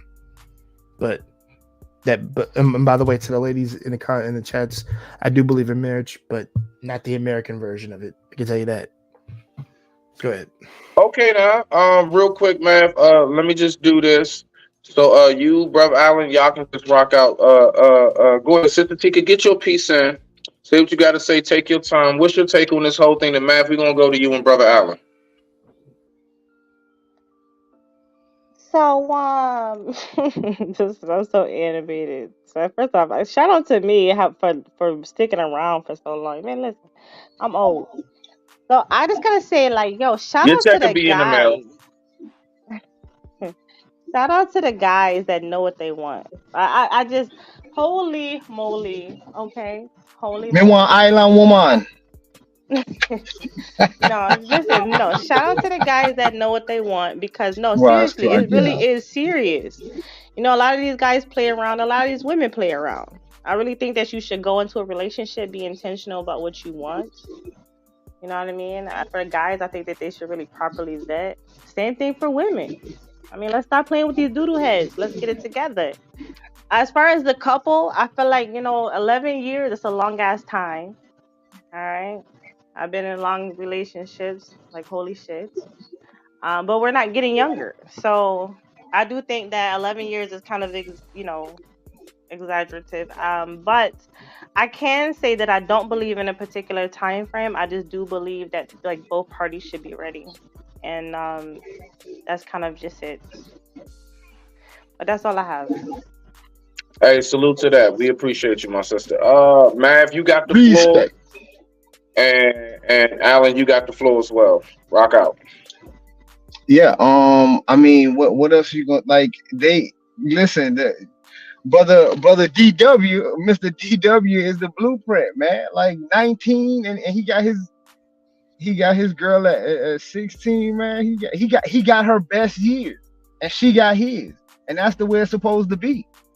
That's the way it's supposed to be. But so many of these women out here running for something in the street, like they finna live their best years out here in the street. Sweetie, boo boo, bubbler. Your best years are gonna be in a family. That's just the way. Like if you gotta make that your best years, then you're not gonna live most of your best years. You're not gonna live them to the fullest of their potential. So I mean, as we saw with their kid, they daughter and their granddaughter, right? I don't listen. I don't want to be too like red pill about it. I would love to get married, but it's going for my personal situation. It's gonna make sense. This again, yeah, the 11 years is a long time. 5 years is wasting time. And the interesting part of that was it was her and not him. But all she telling, listen, if a woman telling you, making you wait 5 years, she don't want you, bro. If a woman making you wait 5 years to lock you down, she don't want you, bro. But I wouldn't be mad at it. Like whatever the situation is, milk it for what you can milk it for and keep on moving. Because that's all it really is. It's a situationship. And that's all we seeing out here now today anyway. So all I'm saying that don't invest too much in it. Don't think this is the one, because it ain't. I don't see too much out here that's worth it. So I mean, to jump off of what Sister Tika was talking about, a lot of guys out here do know what they want. A lot of guys do know what they want, and when they lay down what they clear as day in that situation, the brother was like, "Yo, let's do this, let's jump the ball." But she come up with every excuse. That's all these women have. They have every excuse. When Brother DW was like, "Man, you don't need no big old wedding. What you need all of that for?" She wants you to go, and this is what she wants. She wants you to go bankrupt over a few hours. So you spend the rest of your life with her bitching at you because you got to pay back for them few hours you stood in a goddamn church. It'll be a cold day in hell. It'll be a cold day in hell for get it out of me. And that's like, listen, y'all laughing, bro. I'm telling the brothers, be that. Listen, you either gonna be that brother crying in family court while that judge got you by the gonads, or you gonna be the nigga that tell this good for nothing at the door. It's gonna go my way or the highway. That's what you gonna do. You can sit up here and act like you gonna, oh well, it's just gonna fall out the way it's gonna. No, that is to her advantage. This whole system is to her advantage, bro. Ain't nothing in my life ever went right that I just said, well, it may go the way it go, or it won't the way it won't. When I was in high school, while Knuckles Heads was on the corner, I was doing my goddamn homework. So when it was time to do the test, I could pass, and I moved the fuck on. When it was time to go, when I was in college, motherfuckers wasn't making it there. One of my homeboys from Jamaica got deported because he wouldn't have his ass in the motherfucking book when he was supposed to. But guess where Mav was? Walking across that stage when it was the right time. I'm gonna be where I'm supposed to be, doing what I'm supposed to be doing. Love, if that's too boring for you, you need to take your ass to Ringling Brothers or University Circus and have yourself a merry good time. Cause I ain't here to play games with you. When we talk about wasting this time, one of the key aspects, I made this point about financials earlier. You know, the average white woman gets married at 24 years old, right? We're talking about these sisters, these white women who are walking across that stage with their degree and that ring. They got the financials to get the job and the financials to build family wealth. The average black woman is like 28. I think it went up to like 32 recently. That's, bro, when we talk about, they say it's going to take 200 years for the average black family net worth to meet the average white family net worth. 200 years. That means it's never going to reach in your lifetime. We got to start making that better sounds like half of slavery. And as Scott Galloway said, the most important financial decision a man will ever make is who he let carry his name. I digress. My mic is muted. Respect. Very, very awesome points, man. Thank you for that, man. We always appreciate your wisdom, my G. Alan, you got the floor. And after that, I'm gonna leave the floor open maybe for about another 15 minutes or so, and then I'm gonna go ahead and kick rocks, not literally. You always kicking rocks. It is what it is. Rock out, Alan. You got the floor. But seriously though, you know, I've noticed what Notorious said about the marriage situation here. Yeah, it's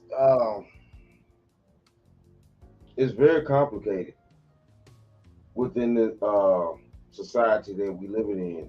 Definitely over here in America, you know, a lot of women are not going to want to sign prenups, things like that, woo, because, you know, by nature, of course, they're looking out for their well-being and things like that, because we're all screwed up in the head over here.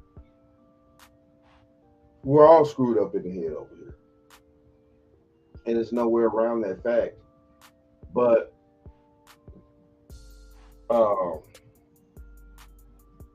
due to the fact that men control marriage and relationships,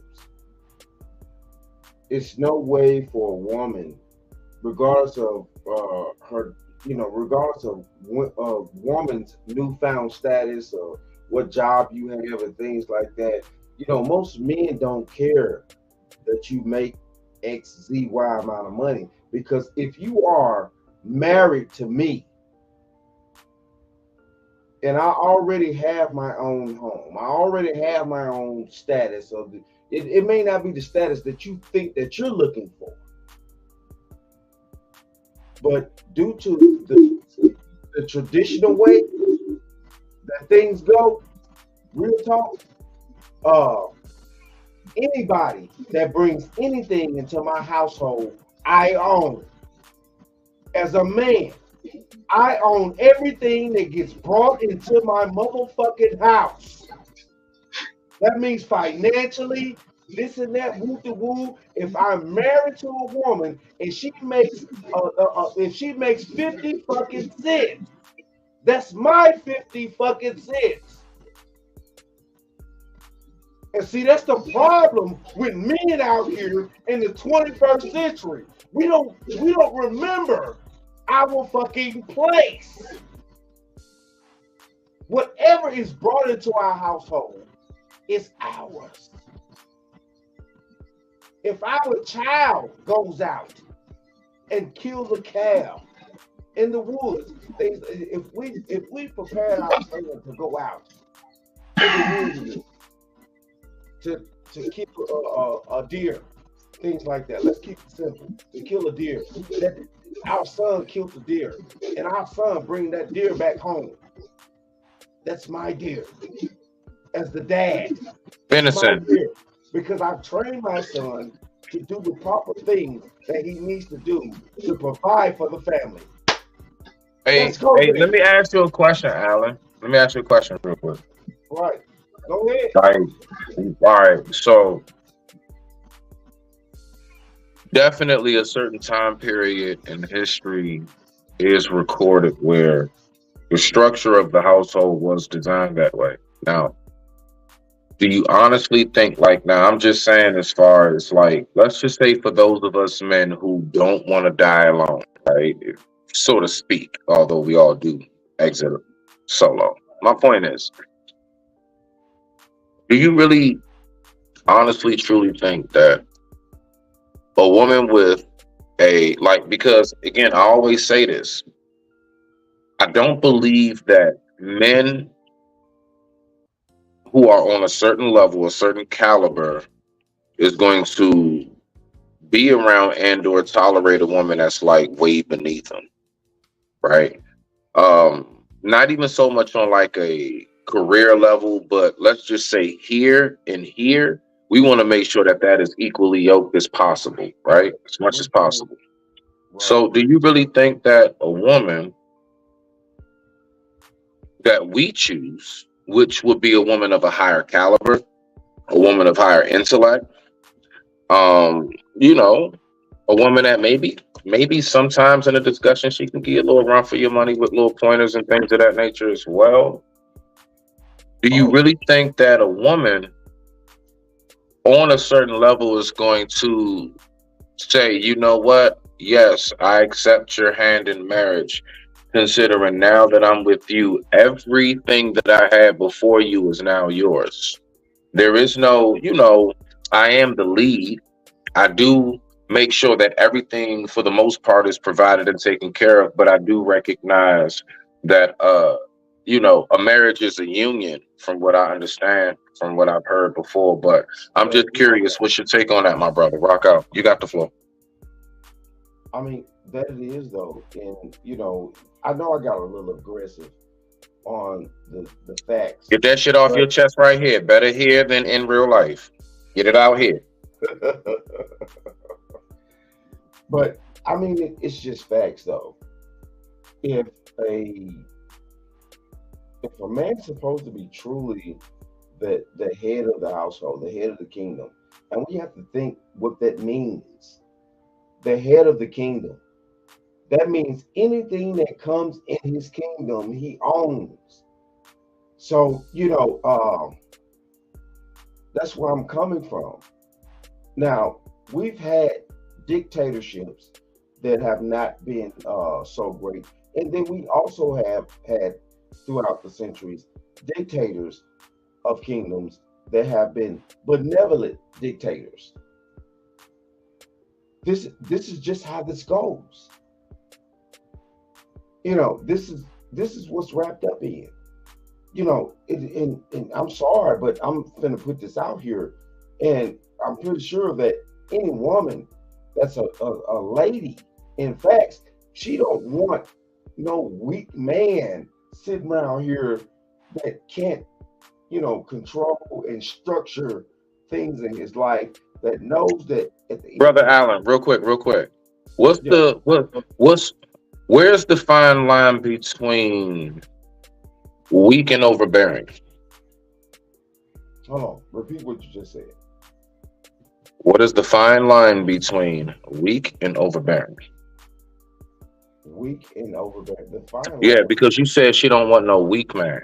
Now, Right. I'm just saying, I would, if I was to, this is me taking stabs in the dark.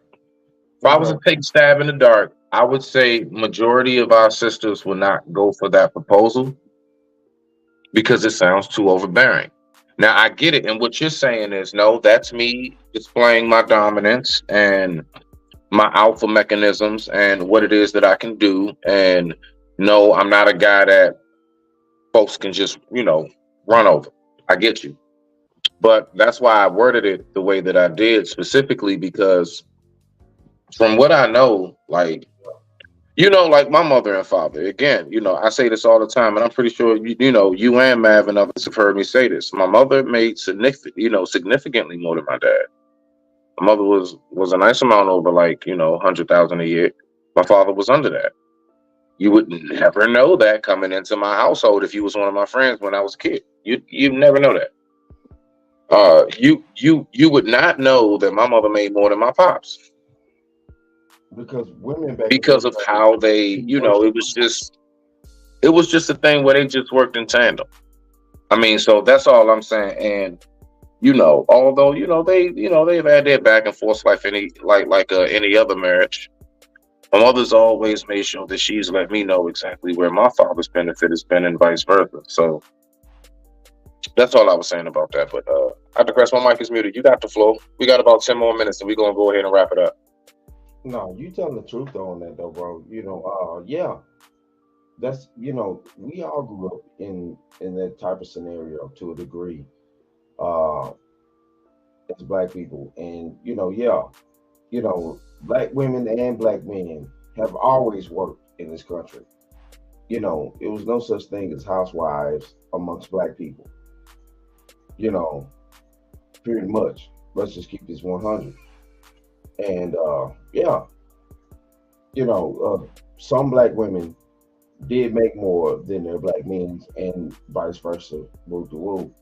But they always had the respect for their man because they understood at that point back in the day that a man brought more to the table than anything that finances could really bring.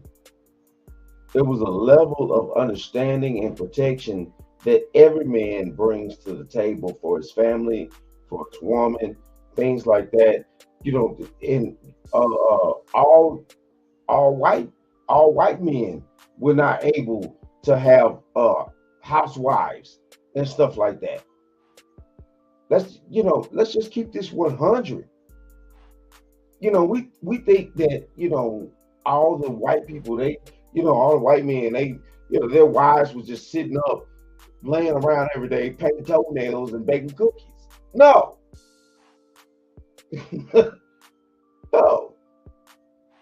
No. And man, it's sad, but it's true though. But yeah, as a man that's a man over his household, and but it's an easy dominance that I'm gonna say that comes with that. A man knows that he needs to be protective of his family and give his woman the grace that she needs to have, and she needs to give him the grace that he needs to have. And that's how family dynamics really work, low key. Hey, nah, respect to that. Respect to that. Okay, so Tika, do you have anything left on this before we go ahead? We just going, what I'm saying, get the final thoughts. But do you have anything else, real quick from what you heard thus far? Yeah. Yeah. Oh, Jay, you want to go? No, sweetheart, you go first. I'll go last. All right, cool. So no, I was just gonna say we ain't going for that shit, Alan. Okay. Listen, let me tell you something. Okay. I'm very respectful. You know, I treat my man pretty good. I would say, I'm not perfect, but as far as like the way you talk and you present to a woman, especially if you telling me Then I'm about to go to work, workity work. All right. And then I'm gonna get off and my 50 cent go to you. My 50 cents, my That two sounds like a quarters I'm pimp. rubbing together. Yeah, we're gonna have to we gonna have to we're gonna have to sit down and have a powwow about that. But one thing I I mean, can say is that but how what would do you we say? have a powwow if we're family though? If we're family and you trusted me as your husband You're to trying take to take care my of 50 it, cents. and it's not your 50, it's our 50 cents. It's just that I'm in charge of the 50 cents. Nah, that's I not know, gonna I work. know, I know that you made it just like I made my 50 cents and I brought it home too. We've all rushed home to bring each 50 cent home See, to but you make said our yours. You said that's your 50 cents. I heard you say. no. The thing of it is, the reason why as a man I look at that is because a woman is a lot more selfish than a man is. A man What? goes out and work. Listen, look, this is the What? point. Men have always gone out to work to provide for families. Look at the dynamics of today's society. Women go to work and they provide for themselves. They don't care about their families. Men still go to work. Yo, I'm this talking, is I'm talking about totally on not mass. true. I'm talking about on mass. The mass outlook of the man and woman dynamic. Men still go to work to give their money to family and children, wives and things like and buy Birkin bags and do this and that. Tell me what woman that has enough money that's going to date down and buy their man and children anything. Once a Me, women, you a woman too. I would do that. Most, I'm not talking specifically you. Get outside of you. All right, so I think you're every talking about woman. the overall, Tika. That All might be right, where he's so at. this is the thing. I don't date women, right? But I can say that I am around a lot of women that do their thing. I'm not gonna lie. From my colleagues to my coworkers to actually like a close friend I have. I mean, I can't say like not for nothing, but like the women are taking care of their families and their households. I don't even know about. I can't even spell Birkin. How you spell that shit? I mean, we are really not out here spending money on things that don't matter to us. I mean, occasionally I do get. Hold on, wait. Occasionally I do get some UGG boots, but that's a little bit different. As far as a bird, I don't know. I wouldn't spend no money. Like I don't even care about that kind of stuff though. I'm not talking about you specifically. Get outside of yourself. Okay, so what I'm saying though is that there is a good amount of women that also think like how I think. And I dig that though, but that's not the mass population. That's why I say get outside of Wait, wait, yourself. wait. Are those women in this country, or do we have to leave to find them, They're in Tika? this country. I don't know Thank about you. other women, other countries. To find Shit, themselves. they want Birkin bags too. Don't hold on. First off, let's not get it twisted real fast, okay? Those women that y'all going out to go fly in circles around the world and shit like that, you digging it up from the sand. Yo, them chicks expect a lot of your money. All right, they only marrying you because of your money. I just want to just make that clear. I don't know what the misconception is around going overseas and choosing a woman that's gonna like what marry you for you. No, she's gonna marry you for that bag because she could have married one of her guys. They weren't good enough. That really should be a red flag, but that's a whole nother discussion. But go ahead. I'm listening. No, you're right. You TK, I want to right. have that conversation That's with you when you get a another chance. discussion. You're right. You know what I'm saying? Every woman on the planet marries a man for what he can provide. Men understand this. This is what we accept. But the problem is that though, you know what I'm saying, we don't have the appreciation for what we can provide. That's the problem that's going on now. You know, a lot of women are reaching above who they are as women. Period. All these women are not, these women that a billionaire is going to marry. And that's the problem. That is the problem. A lot of women don't know their place in society's status. Yes, it's a status amongst a lot of you women out there with your pimple faces and your fake ass hair. It's a status. No, Yo. you can't reach above who you are. You need to marry amongst who you are, and then y'all come together collectively, and then you build yourself and build families up. That's how that works. You have a lot of women nowadays that are putting on all this fakery, this false facade, which men are screaming to high heavens, to the universe, that we're tired of seeing. That's the thing. That's the point. We're tired of seeing all the fake makeup, this and that. The rich men are not going to take care of you. Yeah, they will smash you. Yes, they will smash you. Stop smashing them. Let's start there. That's the point. It's not going to stop happening like that. It's We on should the stop. women. We should stop doing it. No, Y'all have no, it's control. Y'all no, have penises. Stop doing it. No. It's on the women to educate each other on the status Yo, that's just an of who excuse they to are. continue to smash them. That's Like, called this is just, accountability. oh my God. Listen, y'all That's have called penises, right? accountability Yeah, well, let me go amongst next, men. brother. But y'all Women have need to hold penises. each Y'all other. can easily not do No, it, and then that will get the women to be on y'all rhetoric. No. They want to Women have need to hold sex. each other accountable for what status level that they were on. We can't. Women like me can't hold. Listen, women like me cannot hold women like that accountable, because guess what? No. They're getting what they want. They're getting fucked. At the end of the day, I thought that as a strong woman, you could do anything that you wanted to do. You can. They don't want to do it because y'all are still banking them. Why would they change? They getting exactly what they want. Women in the past used to do it. Why don't come around with it now? Because that does Women not need matter hold to men them. accountable. The same thing, just like women ask men to hold other men accountable. We know this. Listen, I can hold a woman accountable till I'm blue in the face. But the point is that women like that, they look at it as they're winning because they're getting the attention and everything that they want from the guy. That is the point. So what am I going to say to a woman that's getting what she wants? I don't got a banger. Like, why does she care about what I have to say? You're still sleeping with her. You have a problem with it. So my suggestion is stop entertaining the women like that. Stop giving them what they want, and then maybe we will possibly see change. I can dig that too. Whatchamacallit? Go ahead, Takashi. Get your piece in. Go ahead.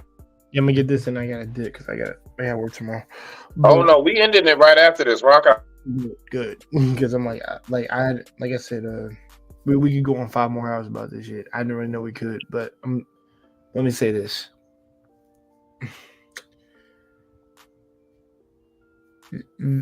Trust me, there's a lot out there that we know is good and is bad for us, and the thing is, people choose to do bad. Most men right here, at least the men of at least the early 90s, such as myself, I'm a 91 kid, I pretty much know what I'm looking for in marriage. Particularly, I'm not here to play games. I'm not here to play this rhetoric. I'm not here out here fucking all these hoes or chicks, as you quote unquote call them. I'm not doing that because I don't have time for that shit, because they're maintenance. And the thing is, for me, is I said what I said earlier. It's gonna be, trust me, it's gonna be built on the foundation of we're trying to achieve something. We're trying to see something to our old age, literally to the point where there's no where there's no debt with either one of us. And like I said, I'm building a business, I'm building an empire. That's what I plan on building. And listen, when I build my sanctuary, it's gonna be away from all these nutcase crazy motherfuckers. Let's just keep that a beam right there. So the best rhetoric I would tell men is level yourselves up, focus on you, don't chase box, and just fucking, like I said, worry about you. Like I said, they'll come through when they come through, and it's up to you to fucking, like I said, it's up to you to see through their bullshit, to see the ones who are there for you and the ones who are not. It's that simple enough for me. And if you can't communicate or freaking try to identify that, then you need a mentor and a coach. Simple enough. With that being said, hey, Jay Takashi is out, y'all. Peace. Later, brother. Hey, Kurt. Oh yeah. By the way, Takia, like I would like to have that conversation with you about what you said earlier about like women outside America. I would love to have that conversation with you whenever I can get the chance. Absolutely. Nah, I got you. Y'all have a great night. All right. Hey, thank you for coming up, Brody. Come again. Any final words before we get up out of here? How you feeling? Everything Gucci? It's a lot. There was a lot of balls hanging in this conversation tonight. You know what? I'm just really happy that I was also able to hang on. To not my boss, not my boss. For dear, I guess the only thing is for dear life. Hang on for dear life during the conversation because it got a little bit hot. It was a lot of okay now testosterone up in this place. But what I can say, like, it's so amazing to me how guys get up. Oh my God, these women! Oh my God! But then they have sex with. As soon as we get off camera, they having sex with them. Like, I just don't understand. I mean, if we really want to sit here and act like we want to just, we want change, it really should start with us. That's what we're not realizing. There's power in that. But anyways, how you feeling? I feel great. I am going to get off of here. I'm probably going to go ahead and put something on my stomach and just cool out. That's about it. Yeah. Sounds like a plan. Good show tonight. Good job. It's always amazing to be a part of, something so great. No, I appreciate you. I appreciate you. All right now. Well, with that being said, I digress. My mic is muted. I thank everybody for tuning in to Smitty's Corner once again. Respect.